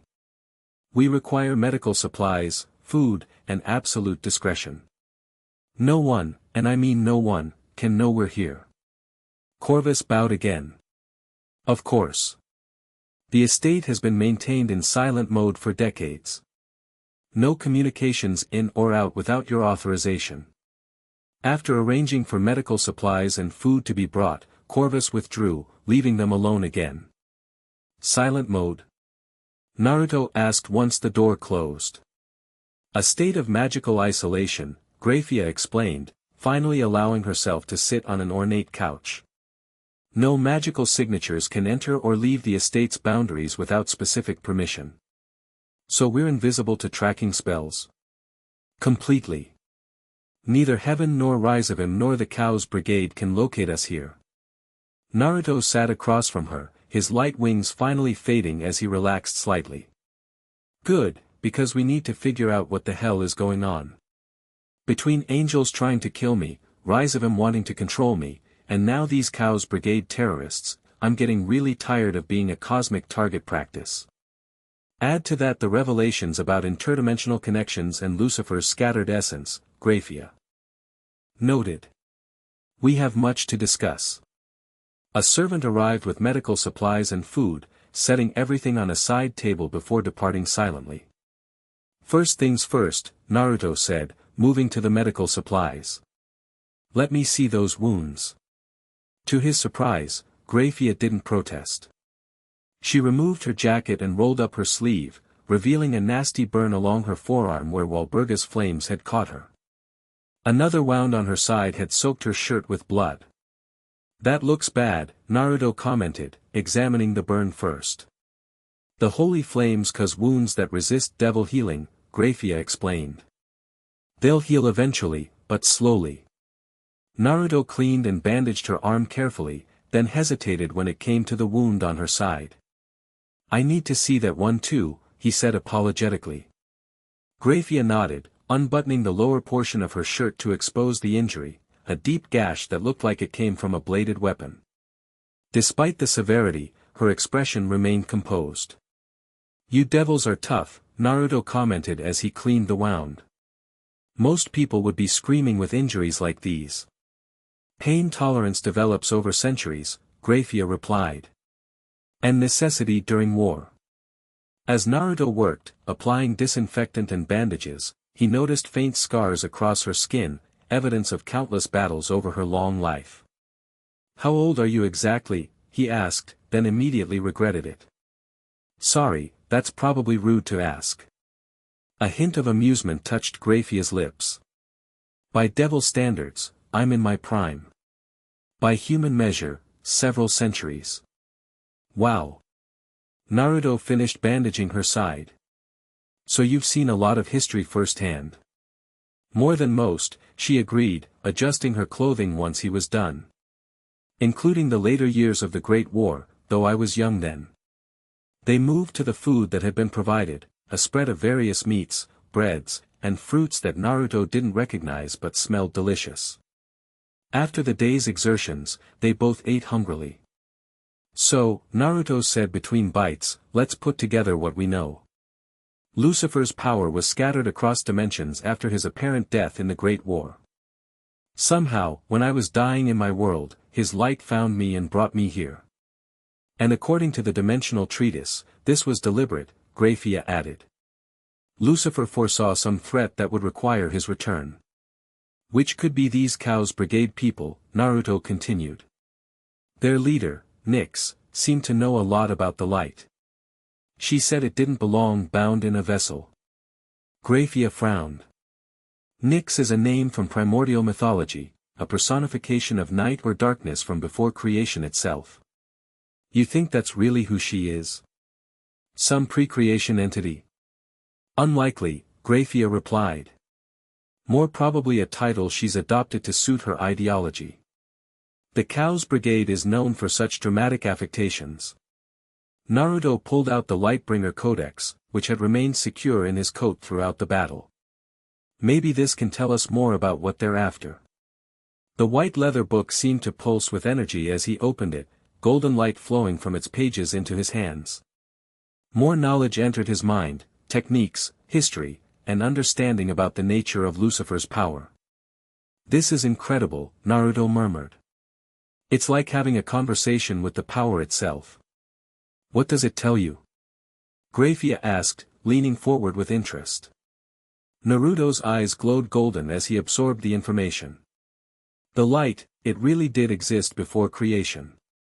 It was the first thing, the primordial energy from which everything else formed. As the biblical account states, Grayfia noted. Let there be light was the first divine command. But according to this, the light wasn't created, it was focused. Naruto struggled to articulate concepts that seemed beyond language. It always existed, but God gave it form and purpose. And made Lucifer its bearer, Grayfia concluded. The Lightbringer. Naruto nodded. Which is why the light responds to truth, it was there. To witness everything from the beginning. It remembers the true nature of all things. That would explain why the Chaos Brigade wants it, Grayfia reasoned. If they believe returning to a pre-creation state is desirable, the light would be essential to that goal. Naruto closed the book, his expression troubled.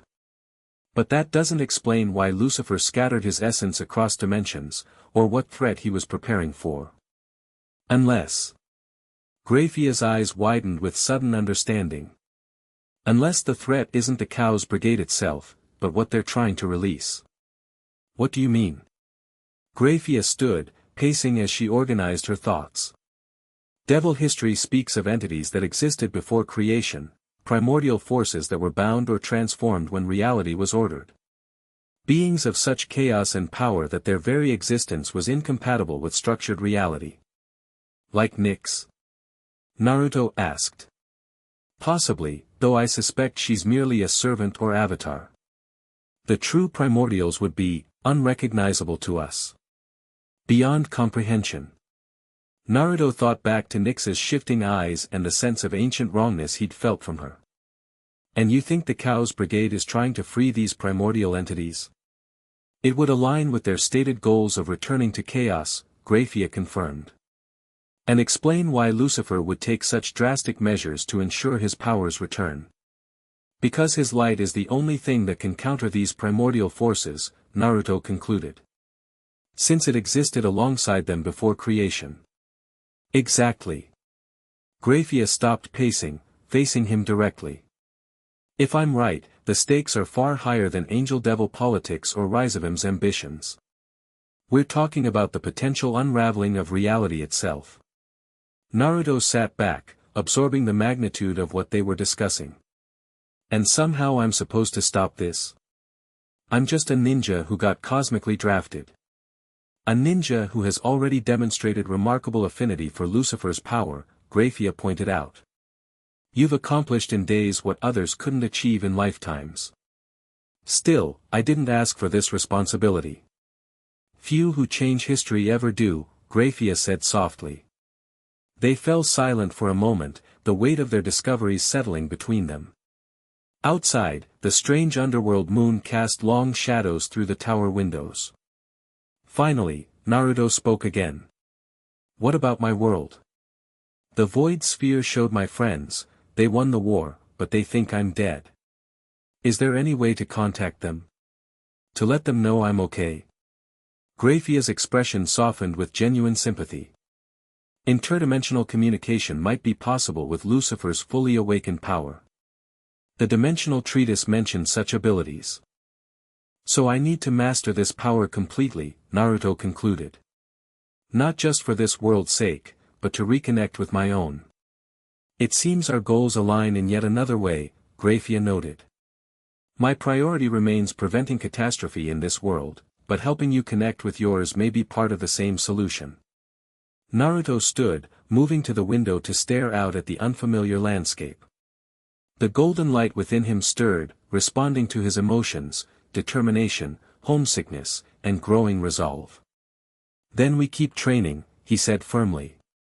I need to understand everything the light can do. And we need to learn more about these primordial entities the Chaos Brigade is trying to unleash.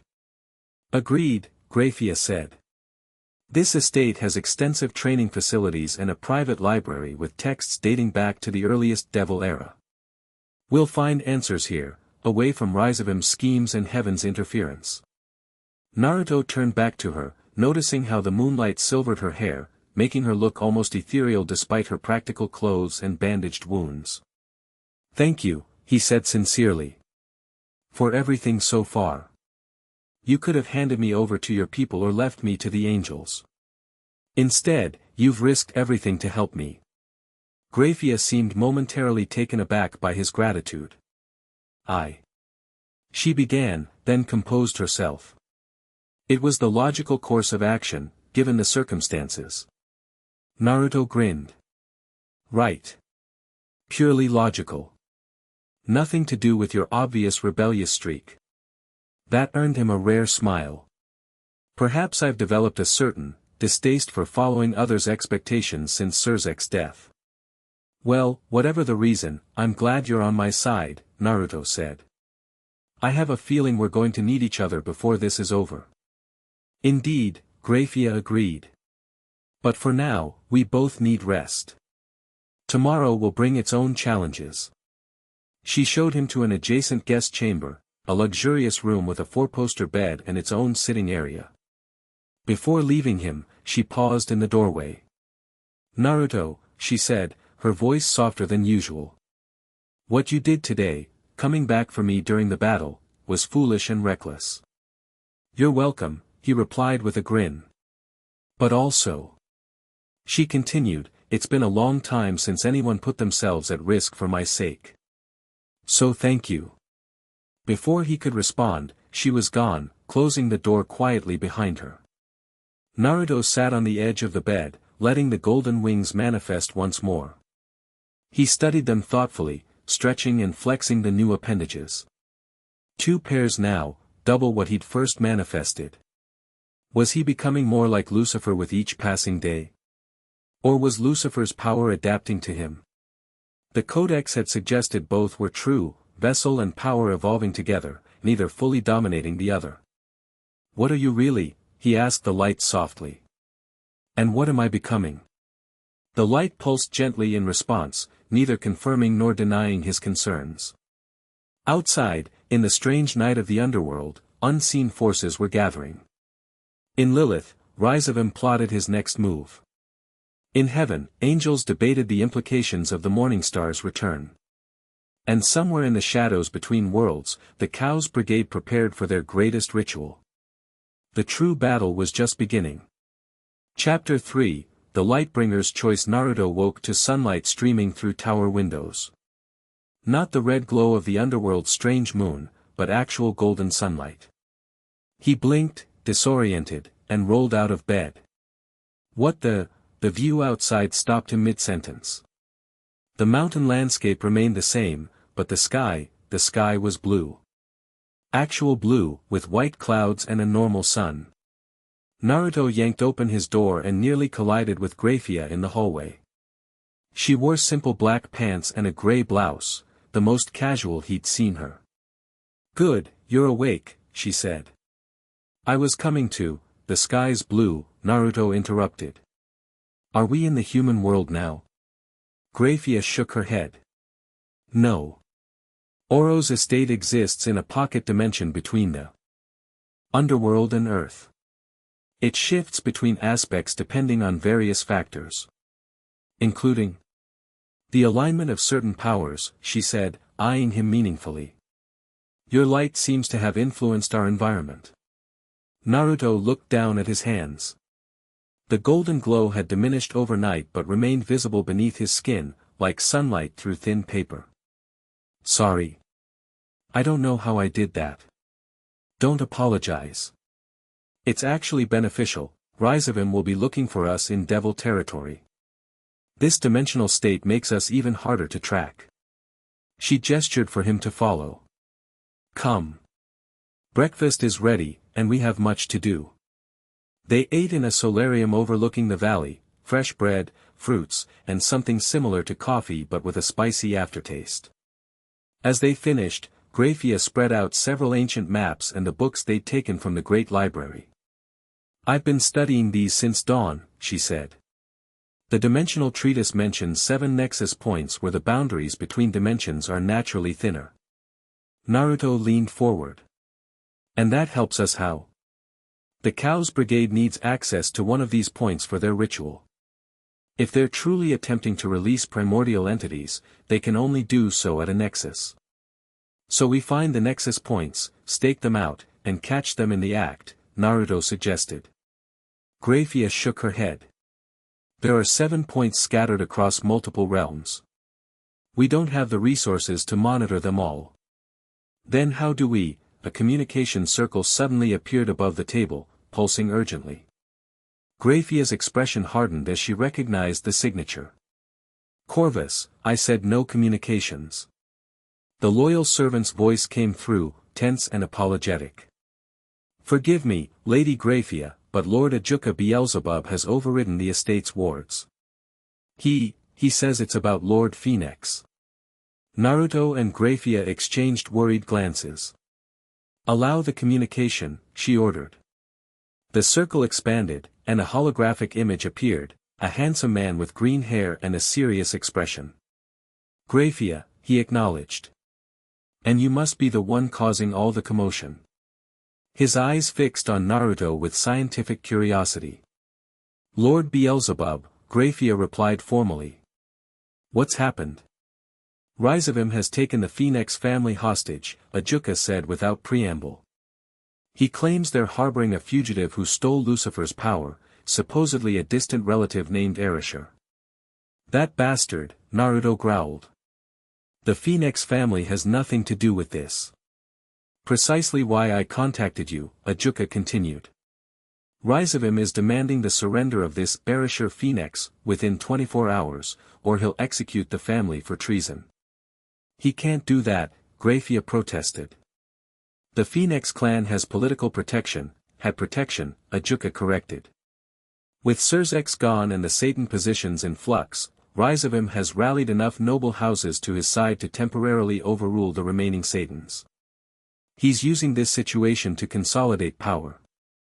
Using innocent people as leverage, Naruto said, golden light flaring around his clenched fists. Just to get to me. I need to know, Ajuka said, looking directly at Naruto. Are you what Rizavim claims? A thief who's stolen Lucifer's essence somehow? No, Naruto said firmly. I didn't steal anything. The light found me when I was dying in another dimension. I'm still figuring out what that means. Ajuka studied him silently for a moment, then nodded. I believe you.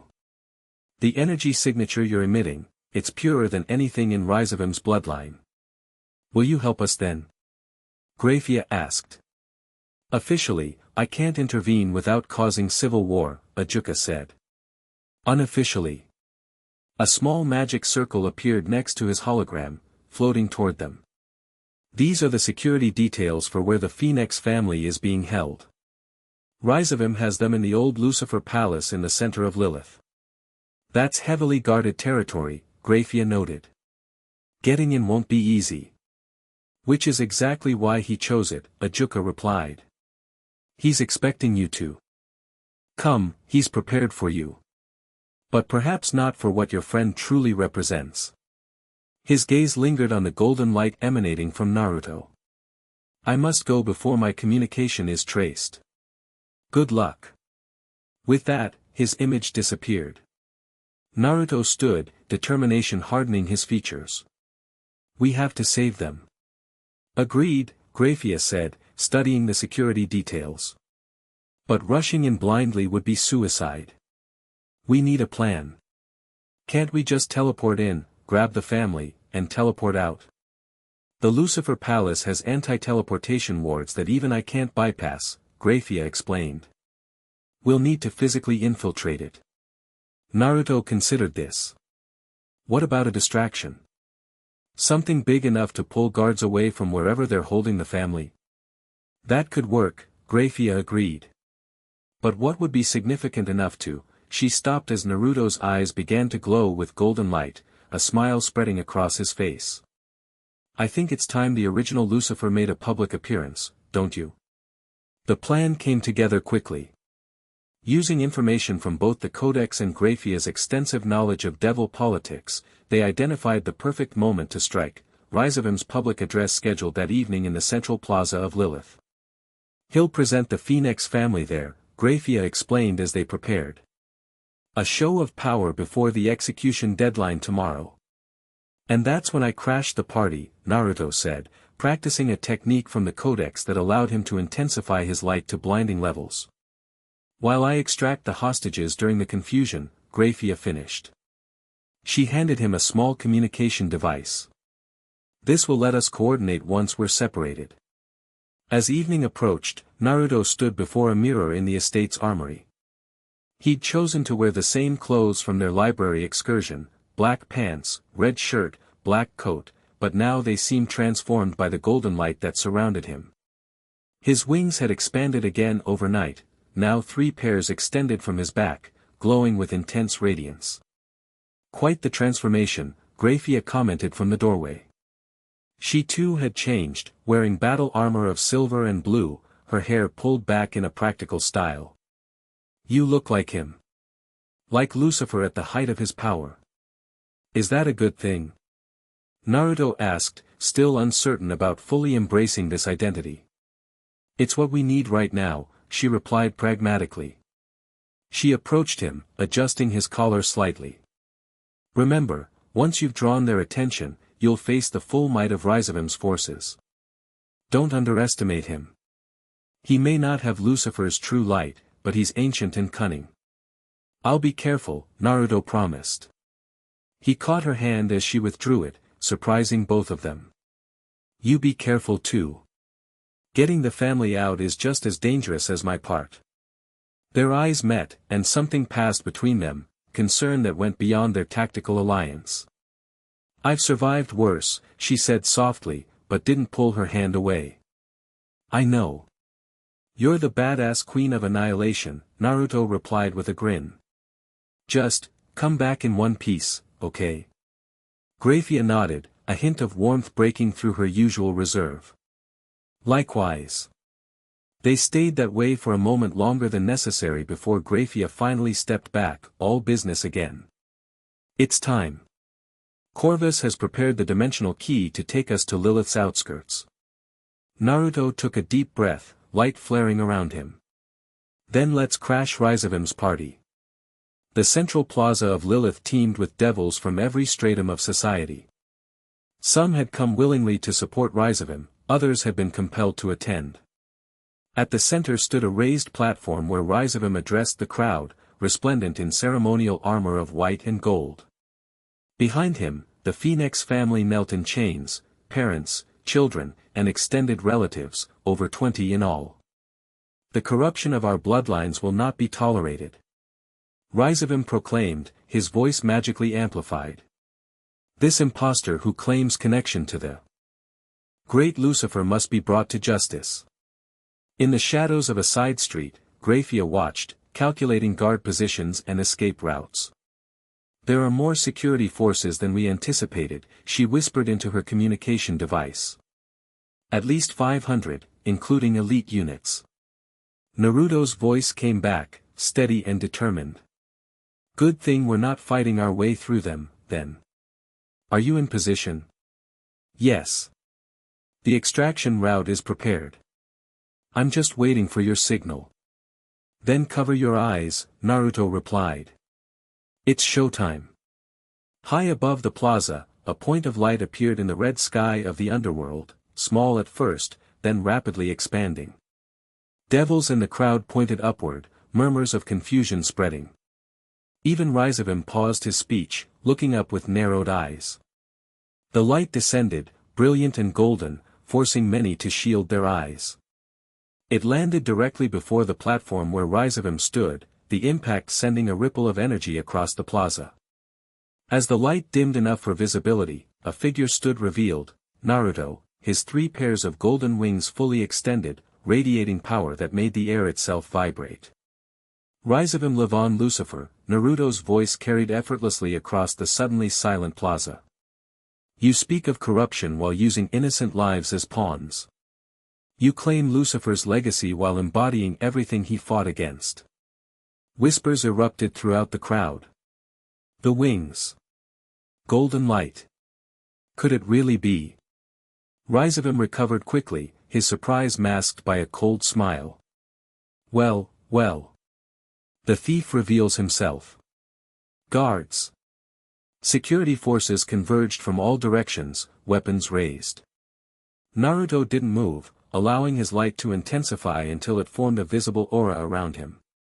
I didn't come to fight your pawns, Naruto said calmly. I came to challenge you directly. Release the Phoenix family, and face me alone. Raizavim laughed. You presume to challenge me? A boy playing with stolen power. He raised his hand, dark energy gathering around it, similar to Lucifer's light, but corrupted somehow, tinged with purple at its edges. I am Lucifer's true heir. The power you wield belongs to my bloodline. Then prove it, Naruto taunted. Show everyone here which of us truly carries the Morningstar's light. The crowd had grown larger as word spread throughout the city. Devils watched from balconies, windows, and rooftops, drawn to the confrontation between the mysterious golden-winged figure and Rizavim. In the confusion, Grayfia slipped behind the platform, ice magic freezing surveillance spells as she approached the hostages. She caught the eye of Lord Phoenix, putting a finger to her lips in warning. Meanwhile, Rizavim descended from the platform to face Naruto, his own wings extending, black with purple highlights, an imitation of the original Lucifer's golden ones. I'll destroy you and reclaim what's rightfully mine, Rizavim snarled, all pretense of civility gone. And I'll make the Phoenix family watch before I execute them for harboring you. Big talk, Naruto replied, dropping into a fighting stance. Let's see if you can back it up.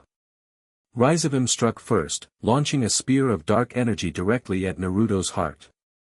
Naruto didn't dodge, instead, he caught the spear with his bare hand, the golden light around him neutralizing Rizavim's power on contact. Is that all you've got? Naruto asked. Because I'm just warming up. He pushed off the ground, moving with blinding speed to close the distance between them. His fist connected with Rizavim's jaw, enhanced with golden light that sent the Devil Lord flying backward into a nearby building. The security forces moved to intervene, but Rizavim emerged from the rubble, raising his hand to stop them. No. He's mine. Rizavim launched a barrage of dark energy blasts, each more powerful than the last. Naruto weaved between them, his movements fluid and precise. Where he couldn't dodge, he deflected with shields of golden light. The difference between us, Naruto called out as he advanced through the barrage, is that you're trying to copy something you don't understand. This isn't just power, it's truth. He gathered light into his palm, forming it into a Rasengan-like sphere that spun with incredible speed. Light of truth. The attack hit Rizavim square in the chest, but instead of causing physical damage, it seemed to pass through him. For a moment, nothing happened. Then Rizavim screamed, a sound of existential agony as the light revealed his true nature to everyone watching. Where the proud descendant of Lucifer had stood, they now saw what he truly was, a being consumed by bitterness and jealousy, his power built on lies and manipulation rather than any real connection to the original Lightbringer. No. Rizavim howled, trying to reconstitute his appearance. This is a trick. An illusion. It's the truth, Naruto replied. The light doesn't lie. It shows what really is. Behind the platform, Grayfia had reached the Phoenix family. With precise ice magic, she shattered their chains without making a sound. Follow me, she whispered. Quickly, while they're distracted. Lord Phoenix nodded, gathering his family members.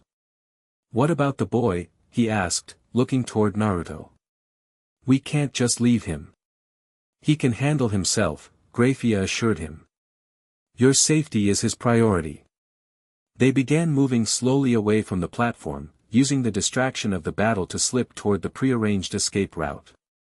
In the plaza, Rizavim had recovered enough to launch a counterattack, not with energy blasts this time, but with a summoning circle. From it emerged several massive demonic beasts, each larger than a house.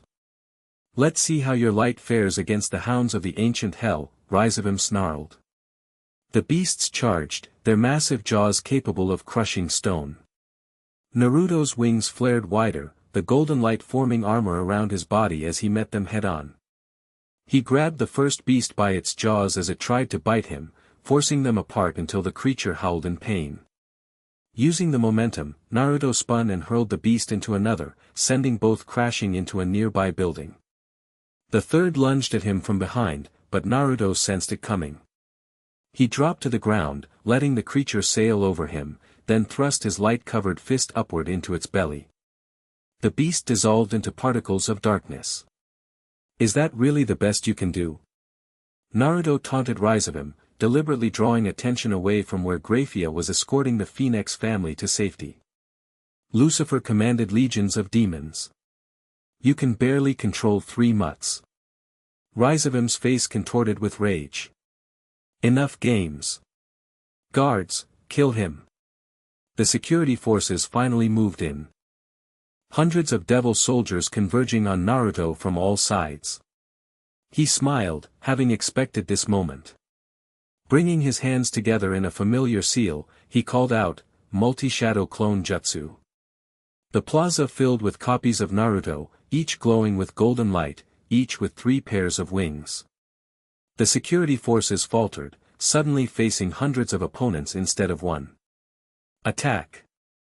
Raizavam screamed, his composure completely shattered. Chaos erupted as clones and guards clashed throughout the plaza. Naruto used the confusion to locate Grayfia through their communication link. Status, he asked quietly, engaging 3 elite guards simultaneously.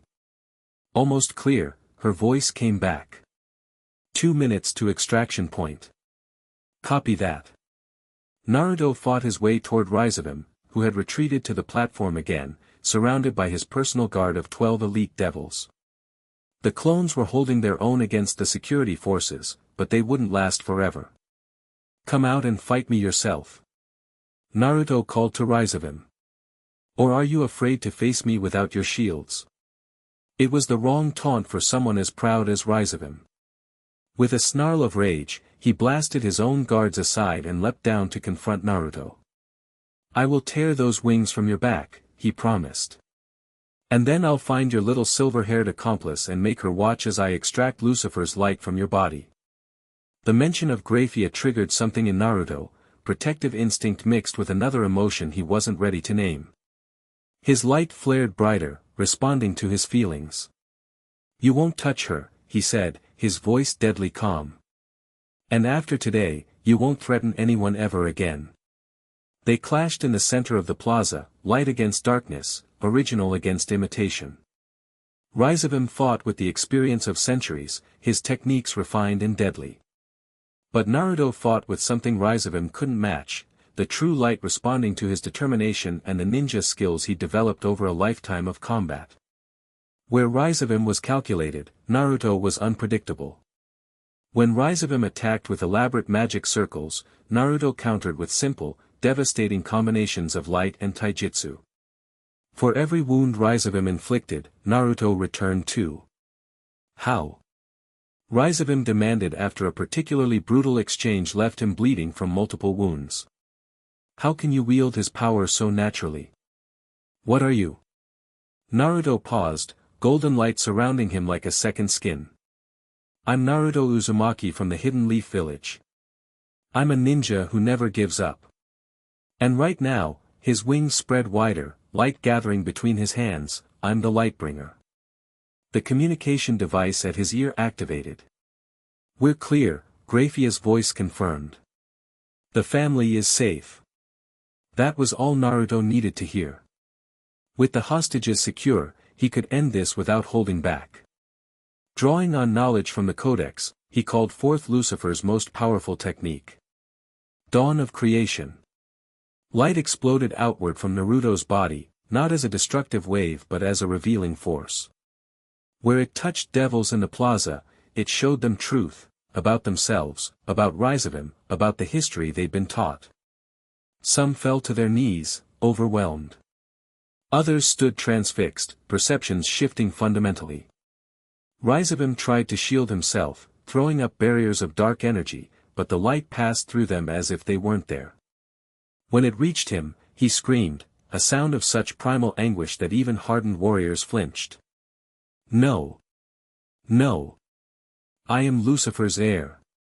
I am Lucifer. No, Naruto said quietly. You never were. The light condensed around Raizavam, binding him in golden chains that seemed to emerge from reality itself. He struggled against them, but every movement caused the chains to tighten. What is this? He demanded, panic replacing rage. What are you doing to me? The light judges those who abuse its name, Naruto said, the words coming from knowledge beyond his own. You've used Lucifer's legacy to hurt, to control, to destroy. Now you'll face the consequences. The chains began to glow brighter, sinking into Rysavim's flesh. Where they touched, his power visibly drained away, flowing back into the light itself. You can't do this. Rysavim shrieked. I am a Satan. I am, you are judged, Naruto interrupted. And found wanting. With a final surge of energy, the light completed its work. When it receded, Rysavim remained, but changed. His wings were gone, his power reduced to that of the lowest-ranking devil. He collapsed to his knees, staring at his hands in horror. What have you done to me? He whispered. Stripped you of power you never deserved, Naruto answered. You'll live, Rysavim, but as what you truly are, not what you pretended to be. The security forces had stopped fighting, many laying down their weapons as the truth of Rysavim's manipulations became clear. Naruto's shadow clones dissipated one by one, their purpose fulfilled. Looking around at the stunned faces of hundreds of devils, Naruto raised his voice to address them all. Lucifer never wanted worship or blind obedience. He fought for freedom, freedom to question, to choose, to live without tyranny. Remember that truth, not the lies you've been told. With those words, he launched himself skyward, wings carrying him rapidly away from the plaza before anyone could react. According to their plan, he'd rendezvous with Grayfia and the Phoenix family at a safe house on the outskirts of the city. As he flew over Lilith, he saw devils gathered on rooftops and balconies, pointing upward as he passed. Word was spreading faster than he could travel.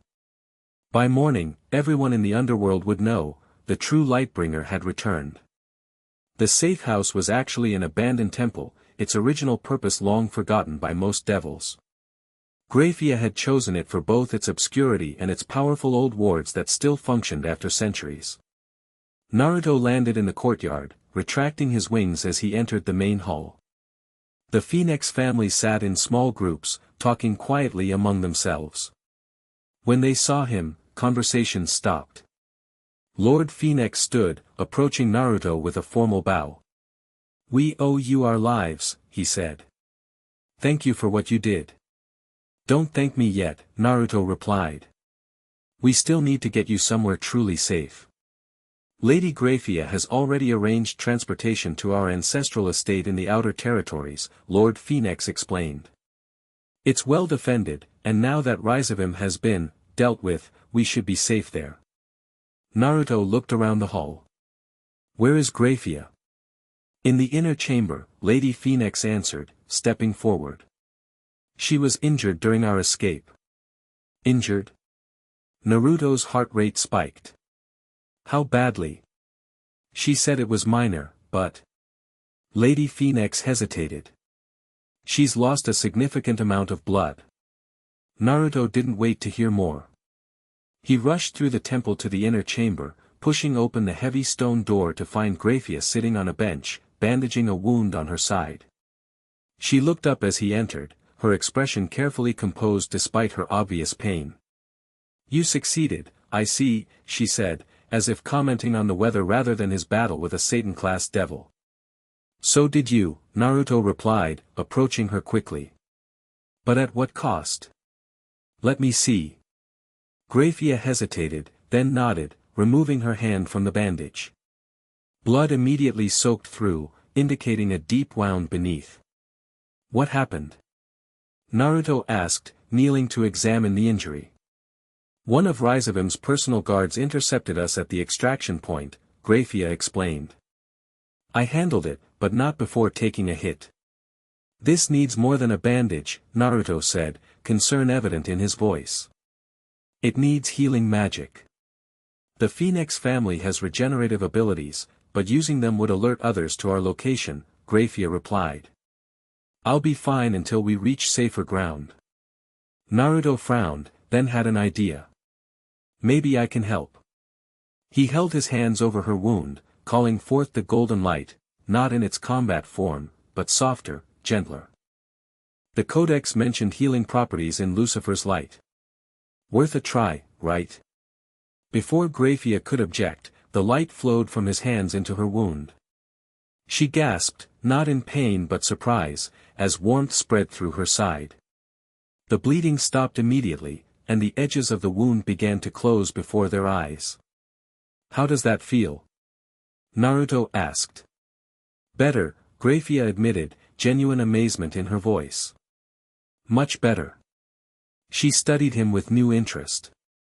"You continue to surprise me, Naruto Uzumaki." Healing wasn't among Lucifer's widely known abilities. "I'm full of surprises," Naruto replied with a grin, sitting beside her on the bench. His expression sobered quickly. "So what happens now?" "Rhizovim's neutralized, but the Cows Brigade is still out there planning their ritual."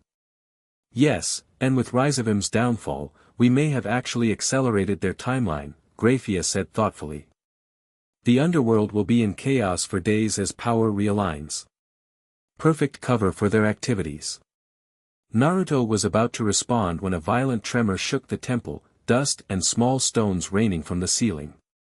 "What was that?" he asked, instantly alert. "Earthquake." Grayfia's expression turned grave. "The underworld doesn't have natural earthquakes." Another tremor hit, stronger than the first. This time, they heard the Phoenix family calling out in alarm from the main hall. They rushed back to find the family gathering in the center of the room, away from the walls that threatened to collapse with each new tremor. "What's happening?" Lord Phoenix demanded as they entered. Before either could answer, a communication circle appeared before them, Ajuka Beelzebub's signature. "Grayfia, Naruto," his voice came through urgently. "Are you feeling the disturbances?" "Yes," Grayfia confirmed. "What's causing them?" "Dimensional fractures," Ajuka replied. "Something's weakening the barriers between realms. We're detecting massive energy spikes at the Cathedral of False Dawn." Naruto and Grayfia exchanged alarmed glances. "The Cows Brigade," they said simultaneously. "Most likely," Ajuka agreed. "Whatever ritual they're planning, it's already begun. The effects are spreading throughout the underworld and beyond. We're getting reports of similar phenomena in the human world and even heaven." "The Cathedral of False Dawn," Grayfia repeated. "That's one of the nexus points from the dimensional treatise." "It's also tied to Lucifer's history," Ajuka added. "It was built on the exact spot where he first entered the underworld after the fall." Another, more violent tremor shook the temple. This time, part of the ceiling actually collapsed, forcing them to dodge falling debris. "This structure won't withstand much more," Lord Phoenix warned. "You need to evacuate," Naruto told the family. "Get to your ancestral estate as planned. We'll handle the Cows Brigade." "I've sent coordinates to your communication device," Ajuka said. "I'd join you myself, but I'm trying to contain the damage these dimensional fractures are causing. If they continue expanding at this rate, we could see catastrophic collapse within hours." "We'll stop it," Naruto promised, determination in his voice. "Be careful," Ajuka warned. "Our sensors show power readings unlike anything we've recorded before. Whatever they're summoning, it's not from any realm we know." The communication circle disappeared as another tremor hit, this one accompanied by an ominous rumbling that seemed to come from everywhere at once. "We need to move," Grayfia said, already creating a teleportation circle. "Lord Phoenix, can your family manage their own evacuation from here?" The Devil Lord nodded. "Yes. Don't worry about us, save our world." Naruto stepped into the teleportation circle beside Grayfia. As the magic activated around them, he met her eyes. "Ready for one more fight?" "Always," she replied, a warrior's resolve in her voice. The teleportation magic engulfed them, whisking them away as the temple began to crumble in earnest. They materialized on a windswept plateau high in the mountains that formed the underworld's natural boundary. Before them loomed the Cathedral of False Dawn, an impossible structure of black stone and twisted metal that seemed to defy architectural laws. Its spires reached upward like clawing fingers, and stained glass windows depicted scenes of cosmic horror rather than religious imagery. The sky above had transformed, no longer the red of the underworld or the blue of their pocket dimension, but a churning mass of colors that hurt the eyes to look at directly. Through it, they could see glimpses of other worlds, other realities, as if the fabric between dimensions was becoming transparent. "We're too late to stop the ritual," Grayfia observed grimly.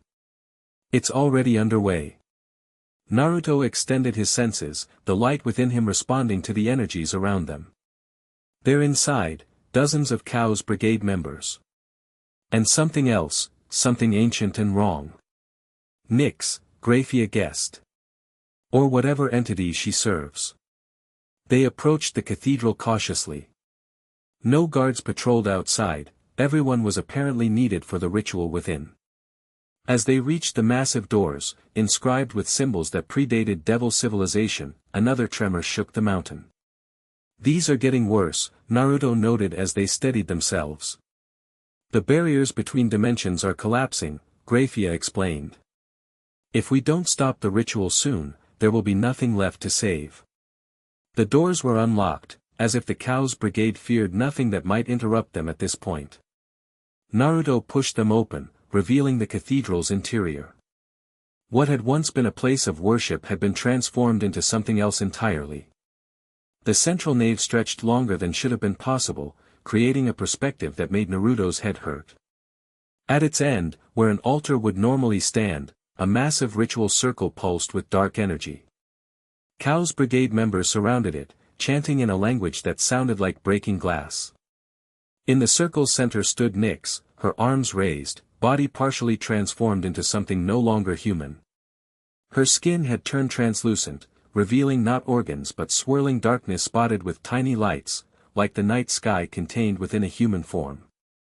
Above the circle, reality itself was tearing open, a widening maw of absolute nothingness that somehow still contained movement, as if something was trying to push through from the other side. "Primordial chaos," Grayfia whispered, her voice tight with controlled fear. "They're actually doing it, breaking the seals that separate ordered reality from what came before." "Then we stop them," Naruto said simply, golden light flaring around him as his wings extended to their full span. Now. Their entrance had not gone unnoticed. Several Chaos Brigade members broke from the ritual circle, turning to face them with weapons drawn. "The vessel has come to us," one of them announced, sounding delighted rather than concerned. "Just as the prophecy foretold." "Prophecy?" Naruto muttered. "That's new. The light and the darkness must both be present for the unmaking," Grayfia explained quickly. "They're not afraid of you, they want you here." Before Naruto could process this revelation, the Chaos Brigade members attacked, not to kill, he realized, but to hurt him toward the ritual circle. Grayfia reacted instantly, ice magic creating a barrier between them and their attackers. "We need a new plan," she said urgently. "They want to use your light somehow, to complete the ritual, not stop it." Naruto thought quickly, analyzing the scene before them. The ritual circle, the chanting cultists, the tear in reality, all centered around Nyx, who continued her transformation into something increasingly inhuman. "We target Nyx," he decided. "She's the conduit. If we remove her, the ritual might collapse." Grayfia nodded. "I'll create a path. You focus on reaching her." They moved in perfect coordination, Grayfia's ice magic clearing attackers from their path while Naruto focused on defense, his light shields protecting them from magical attacks. They fought their way down the impossibly long nave, each step bringing them closer to the ritual circle and the widening tear in reality above it. As they neared the circle, Nyx turned to face them, her eyes now completely transformed into swirling voids. "Lightbringer," she acknowledged, her voice layered with others speaking simultaneously. "You arrive at the appointed hour. The circle completes." "Stop this ritual," Naruto demanded, golden light blazing around him. "Whatever you're trying to bring through, it doesn't belong in this reality." Nyx smiled, the expression deeply unsettling on her increasingly inhuman face. "Nothing belongs in this reality. Reality itself is the aberration, a temporary structure imposed on limitless chaos. We merely restore what always was. And destroy countless lives in the process, Grayfia countered, ice forming around her hands in preparation for battle. Life, death, constructs of ordered reality, Nyx dismissed. In primordial chaos, such distinctions are meaningless. All exists in potential, nothing in limitation. While she spoke, more Chaos Brigade members moved to surround them, closing off their retreat.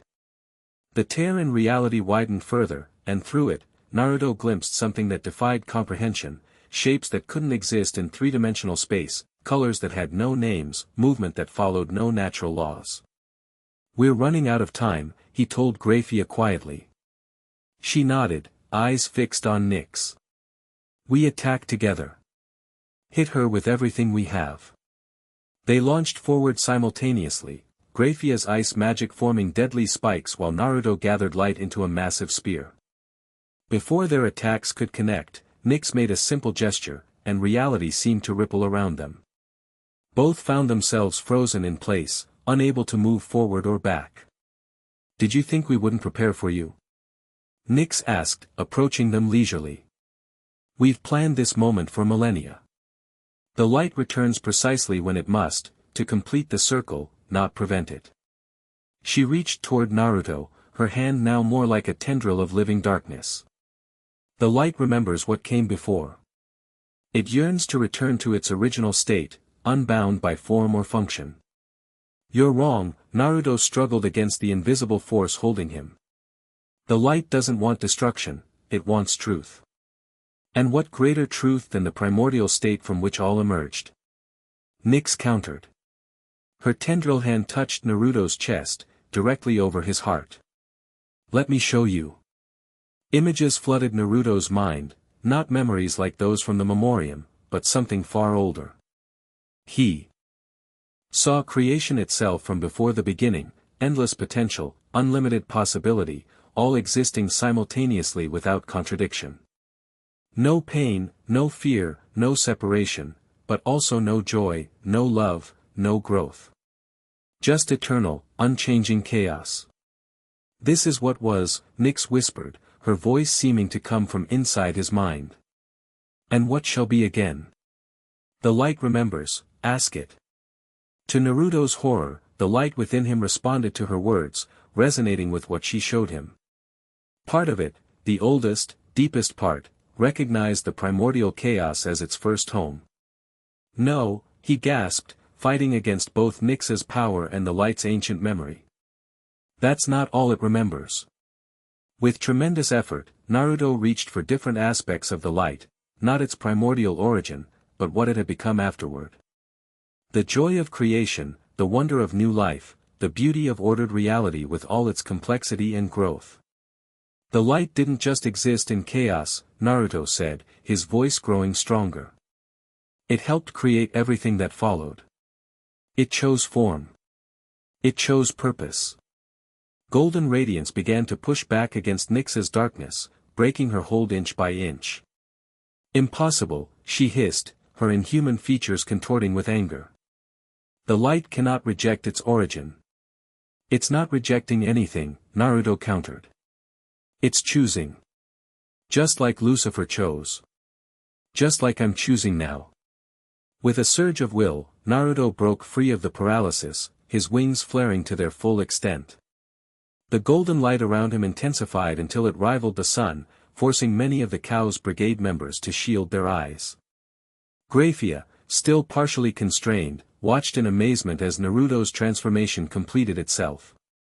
A fourth pair of wings emerged from his back, then a fifth, and finally a sixth, the full complement of the original Lightbringer. His entire body glowed with such intensity that his human form was barely visible within the radiance. "I am Naruto Uzumaki," he declared, his voice carrying the weight of two souls in harmony. "And I am Lucifer Morningstar. We choose creation over chaos, growth over stagnation, truth over oblivion." He reached for Grayfia, golden light shattering her constraints.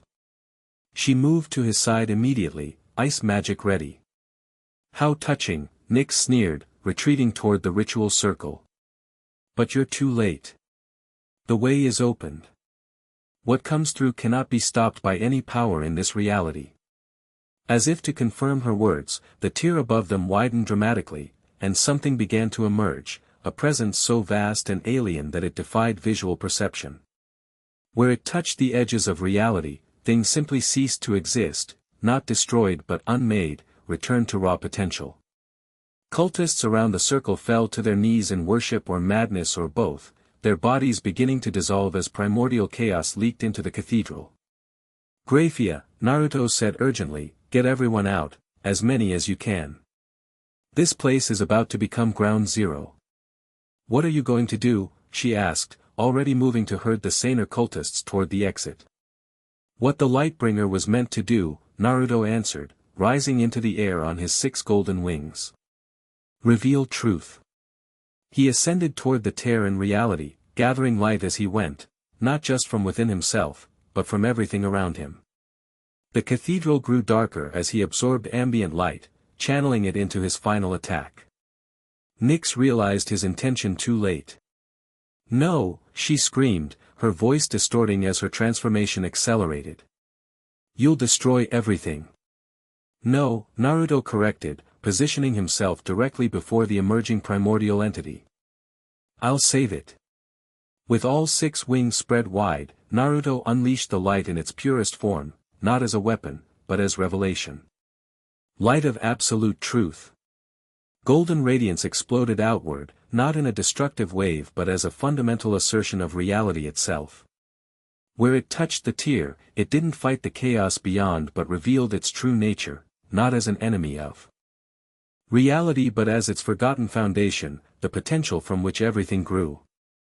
The light spoke directly to the primordial entity, not in words but in fundamental truth: you are not separate from creation. You are its beginning, not its end. Your purpose is not to unmake, but to provide the potential from which all grows. For a moment that seemed to stretch into eternity, nothing happened. Then, slowly, the entity began to retreat, pulling back through the tear as if reconsidering its entry into ordered reality. "No!" Nyx howled, her body now almost completely transformed into a miniature version of the chaos beyond. "It cannot end this way. Return and unmake." But the entity continued its withdrawal, the tear in reality beginning to close behind it. Naruto maintained the light of truth, guiding the closure, helping reality heal itself. Nyx, desperate to prevent this outcome, launched herself directly at Naruto, her chaos-infused form threatening to tear him apart at the atomic level. Before she could reach him, a wall of ice materialized between them, Grayfia's final defense. "Not today," Grayfia said coldly, reinforcing the ice with everything she had left. Nyx shattered the barrier, but the momentary delay was all Naruto needed. He redirected a portion of the light directly at her, revealing her true nature as it had revealed the entities. "You were human once," Naruto said as the light enveloped her. "Before they made you a vessel for chaos. Remember that truth." Nyx screamed, a sound that started as rage but transformed into something like relief. The chaos that had consumed her began to recede, revealing glimpses of the woman she had been before the Chaos Brigade's experiments. "I remember," she whispered, her eyes clearing momentarily. "I was Naomi." The tear in reality closed with a final surge of energy, sending a shockwave throughout the cathedral. The backlash hit Nyx/Naomi directly, her partially transformed body unable to withstand the conflicting forces of order and chaos. She dissolved into particles of light and darkness that scattered throughout the chamber. Naruto descended slowly, the tremendous output of power leaving him drained but intact. The cathedral around them was in ruins, but reality itself had stabilized, the tremors stopped, the sky visible through the broken roof returning to the underworld's normal crimson hue. Grayfia rushed to him as his feet touched the ground, catching him as his knees buckled from exhaustion. "You did it," she said, amazement in her voice. "You actually convinced a primordial entity to retreat." "Not convinced," Naruto corrected wearily. "Reminded. It didn't want to destroy, it was being manipulated, just like Nyx was. Grayfia helped him to a relatively intact pew. Around them, the few surviving Chaos Brigade members were either unconscious or fleeing in terror. "Is it over?" Naruto asked. "Really over?" "The immediate threat, yes," Grayfia confirmed. "The dimensional fractures are healing, I can feel it. Whatever you did with that light." "I showed the truth," Naruto said simply. "To everyone and everything involved. The primordials aren't enemies of creation, they're its foundation. The Chaos Brigade misunderstood their nature, tried to use them as weapons."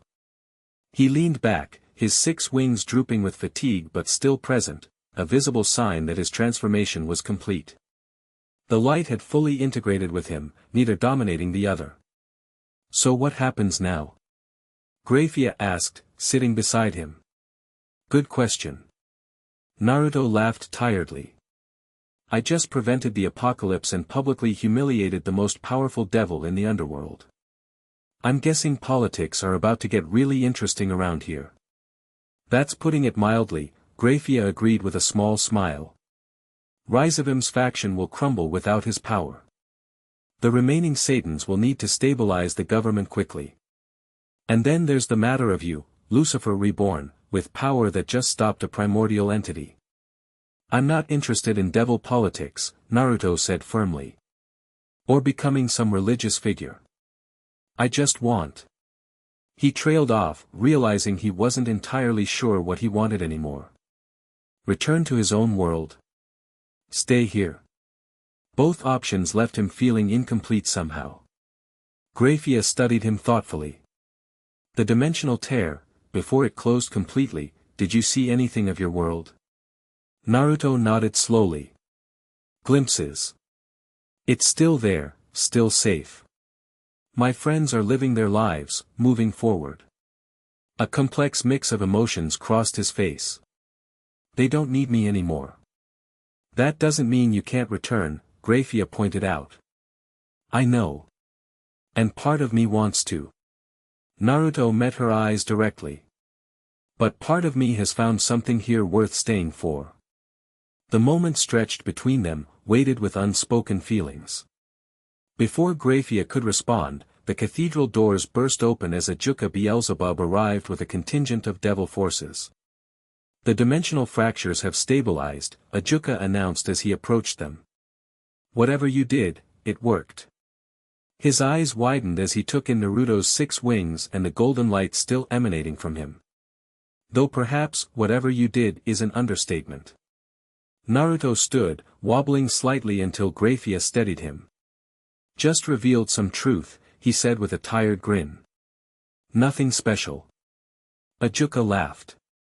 "Nothing special, he says, after preventing multiversal collapse." He grew more serious. "The underworld owes you a debt that can never be repaid. As does heaven, though they'll be less pleased about who saved them."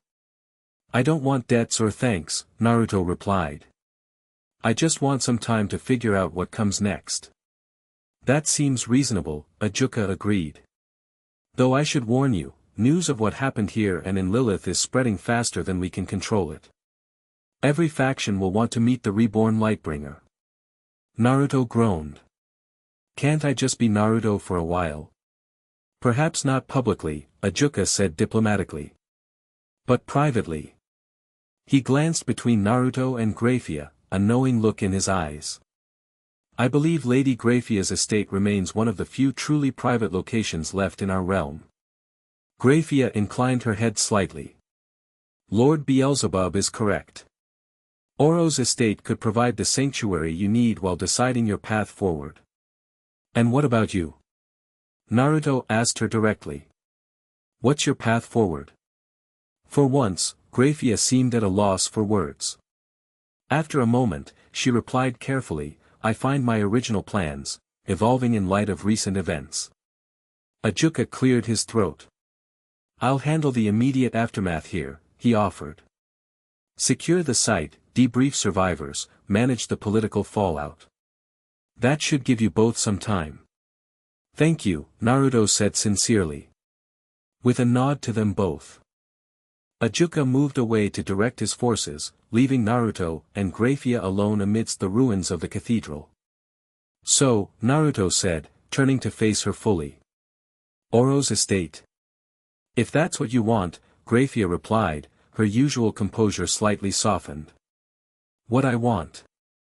Naruto reached out, taking her hand in his. "Is time to understand this new power fully. Time to decide whether my future lies here, in my original world, or somehow between them." His fingers tightened around hers. "And I want you there while I figure it out." Grayfia's eyes widened slightly at his directness. For a moment, she seemed about to retreat behind her formal mask. Instead, she surprised him by intertwining her fingers with his. "Then that's what you'll have," she said simply. 3 months later, Naruto stood on the balcony of Oro's estate's north tower, watching the sun set over the valley. The estate remained in its pocket dimension state, neither fully in the underworld nor the human world, a perfect reflection of his own existence between identities. He'd spent the time productively, mastering Lucifer's power, studying the Codex and Treatise, and occasionally meeting with representatives from various factions under carefully controlled circumstances. Ajuka had handled the political side brilliantly, establishing Naruto's position as independent from all existing power structures while commanding universal respect. The door behind him opened, and Grayfia stepped onto the balcony. She'd changed during these months too, still formal in many ways, but more relaxed in his presence. Today she wore simple clothes, black pants and a gray sweater that somehow made her look more approachable without diminishing her natural dignity. "The preparations are complete," she announced. "If you're still certain this is what you want." Naruto nodded, turning to face her. "I am. It's time." Inside the estate's main hall, they had established a ritual circle based on designs from the Dimensional Treatise, modified by Naruto's intimate knowledge of Lucifer's power and Grayfia's expertise in devil magic. Its purpose was both simple and incredibly complex, to create a stable passage between dimensions. "The others have arrived," Grayfia continued. "Ajuka brought the stabilization crystals you requested. Barbatos has the historical records prepared. And you?" Naruto asked, studying her face carefully. "Are you ready?" A complicated emotion flickered across her features. "As ready as I can be." They walked together through the estate to the main hall, where several figures waited around the ritual circle. Ajuka and Barbatos stood with their respective contributions. Lord Phoenix and his family were there as well, having become strong allies after their rescue. "The Lightbringer arrives," Ajuka greeted with a small smile. "Ready to make history yet again?" "Just ready to fulfill a promise," Naruto replied. Over the past months, he had reached a decision that surprised everyone, himself included. Using the Void Sphere and his growing mastery of Lucifer's interdimensional abilities, he had determined that both worlds needed him in different ways. And so, instead of choosing between them, he had designed this ritual to create something new. "The calculations are precise," Ajuka confirmed, examining the circle one last time. "If this works, you'll establish the first permanent connection between dimensions since the original fall." "It will work," Naruto said confidently. His 6 golden wings manifested as he took his position at the circle's center. "The light remembers the way." Grayfia took her position opposite him, ice magic ready to stabilize the energy flow. The others moved to predetermined spots around the circle's perimeter, each adding their specific power to the ritual. "Begin," Naruto directed. The ritual circle activated, glowing with combined energies, golden light from Naruto, ice magic from Grayfia, devil power from the others.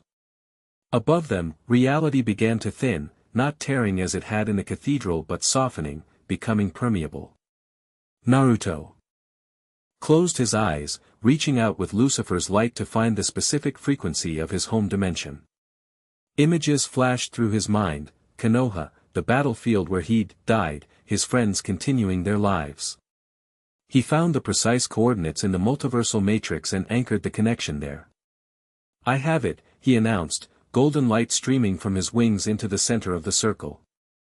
"Stabilize the matrix." Grayfia and Ajuka responded immediately, their powers weaving a framework around the interdimensional connection, making it permanent rather than temporary.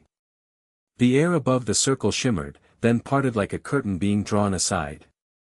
Through the opening, they could see a forest clearing that Naruto recognized, the exact spot where Team 7 had first formed, where his journey as a ninja truly began. It worked, Barbatos breathed, academic excitement overriding his usual reserve. A stable dimensional doorway. Not just a doorway, Naruto corrected, maintaining the connection with careful application of light.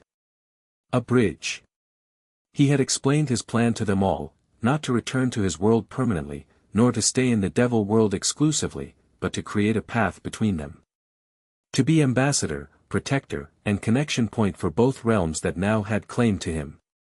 The anchoring is complete, Ajuka confirmed after several minutes of careful monitoring. The passage will remain stable without continuous power input. You can release now. Naruto gradually withdrew his light from the connection. The doorway remained open, a perfect window between worlds that would now exist permanently within Oro's estate. Well done, Lord Phoenix congratulated him. Both worlds will benefit from this connection. That's the hope, Naruto agreed, his wings retracting as he stepped back from the circle. The others began examining the doorway from safe distances, Barbatos already taking extensive notes for his archives. Ajuka supervised carefully, ensuring no one attempted to cross without proper preparation. Naruto found Grayfia standing slightly apart, watching the proceedings with an unreadable expression. Second thoughts, he asked quietly, joining her. She shook her head. No. It's the right solution. She hesitated, uncharacteristically uncertain. You're worried about what happens next, Naruto guessed. About us. There is no precedent for this situation, Grayfia said carefully. A being who exists between worlds, carrying the power of the original Lucifer, maintaining connections to two completely different realities. True, Naruto acknowledged. But then, I've never been big on following precedent. He took her hand, a gesture that had become familiar between them over the past months. I meant what I said before. I want you with me while I figure this out, all of it. The power, the responsibility, the future. And if that future takes you primarily to your world? Grayfia asked directly. Then we'll build a house with a view of both, Naruto replied with equal directness. I'm not choosing between worlds, Grayfia. I'm not choosing between identities. And I'm certainly not choosing between you and my past. A rare, genuine smile touched her lips.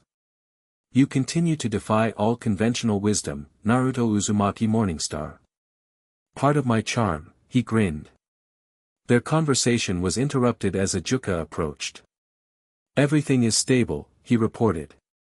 Whenever you're ready to make the first crossing, the path is prepared. Naruto nodded, looking toward the doorway that showed his homeland. Tomorrow, he decided. I'll cross over tomorrow, make initial contact, explain what's happened. His expression grew determined. Then we begin the real work, building understanding between worlds, preparing both for whatever threats might emerge in the future. A Lightbringer's work is never done, Ajuka noted with a small smile. No, Naruto agreed, glancing at Grayfia. But at least I won't be doing it alone. As the others continued their studies and preparations, Naruto and Grayfia moved to the edge of the dimensional doorway, looking together at the forest clearing that represented one half of Naruto's future. Through it, they could see the Hokage monument in the distance, the faces of leaders past watching over the village. Your friends will be shocked to see you, Grayfia observed. They believe you died. Yeah, Naruto agreed. That'll be some conversation. Hey guys, I'm back from the dead, I'm part angel now, and I've brought a devil queen with me. What's for lunch? That actually drew a laugh from Grayfia, a sound still rare enough to make Naruto grin in triumph whenever he elicited it. Perhaps a more diplomatic approach would be advisable, she suggested. Probably, Naruto conceded. But no matter how I explain it, the truth is what it is. I'm both Naruto Uzumaki and Lucifer Morningstar now. Neither identity complete without the other. He turned to face her fully, golden light glowing softly in his eyes. Just like my future wouldn't be complete without you in it. Grayfia's composure slipped momentarily, genuine emotion showing through. That's quite a declaration from someone who once claimed to have no interest in devil politics. Oh, I'm still not interested in politics, Naruto clarified. Just in one particular devil. He leaned closer. Is that a problem? Instead of answering with words, Grayfia closed the distance between them, her lips meeting his in a kiss that answered his question more clearly than any verbal response could have. Around them, the newly formed dimensional bridge hummed with stable energy, connecting two worlds that had once been separated by seemingly insurmountable barriers. Like the bridge between them, Naruto and Grayfia represented an unlikely connection, ninja and devil, Morningstar and Queen of Annihilation, two souls finding common purpose against impossible odds. Tomorrow would bring new challenges, explanations to old friends, diplomatic complexities, the continuing work of mastering his dual nature.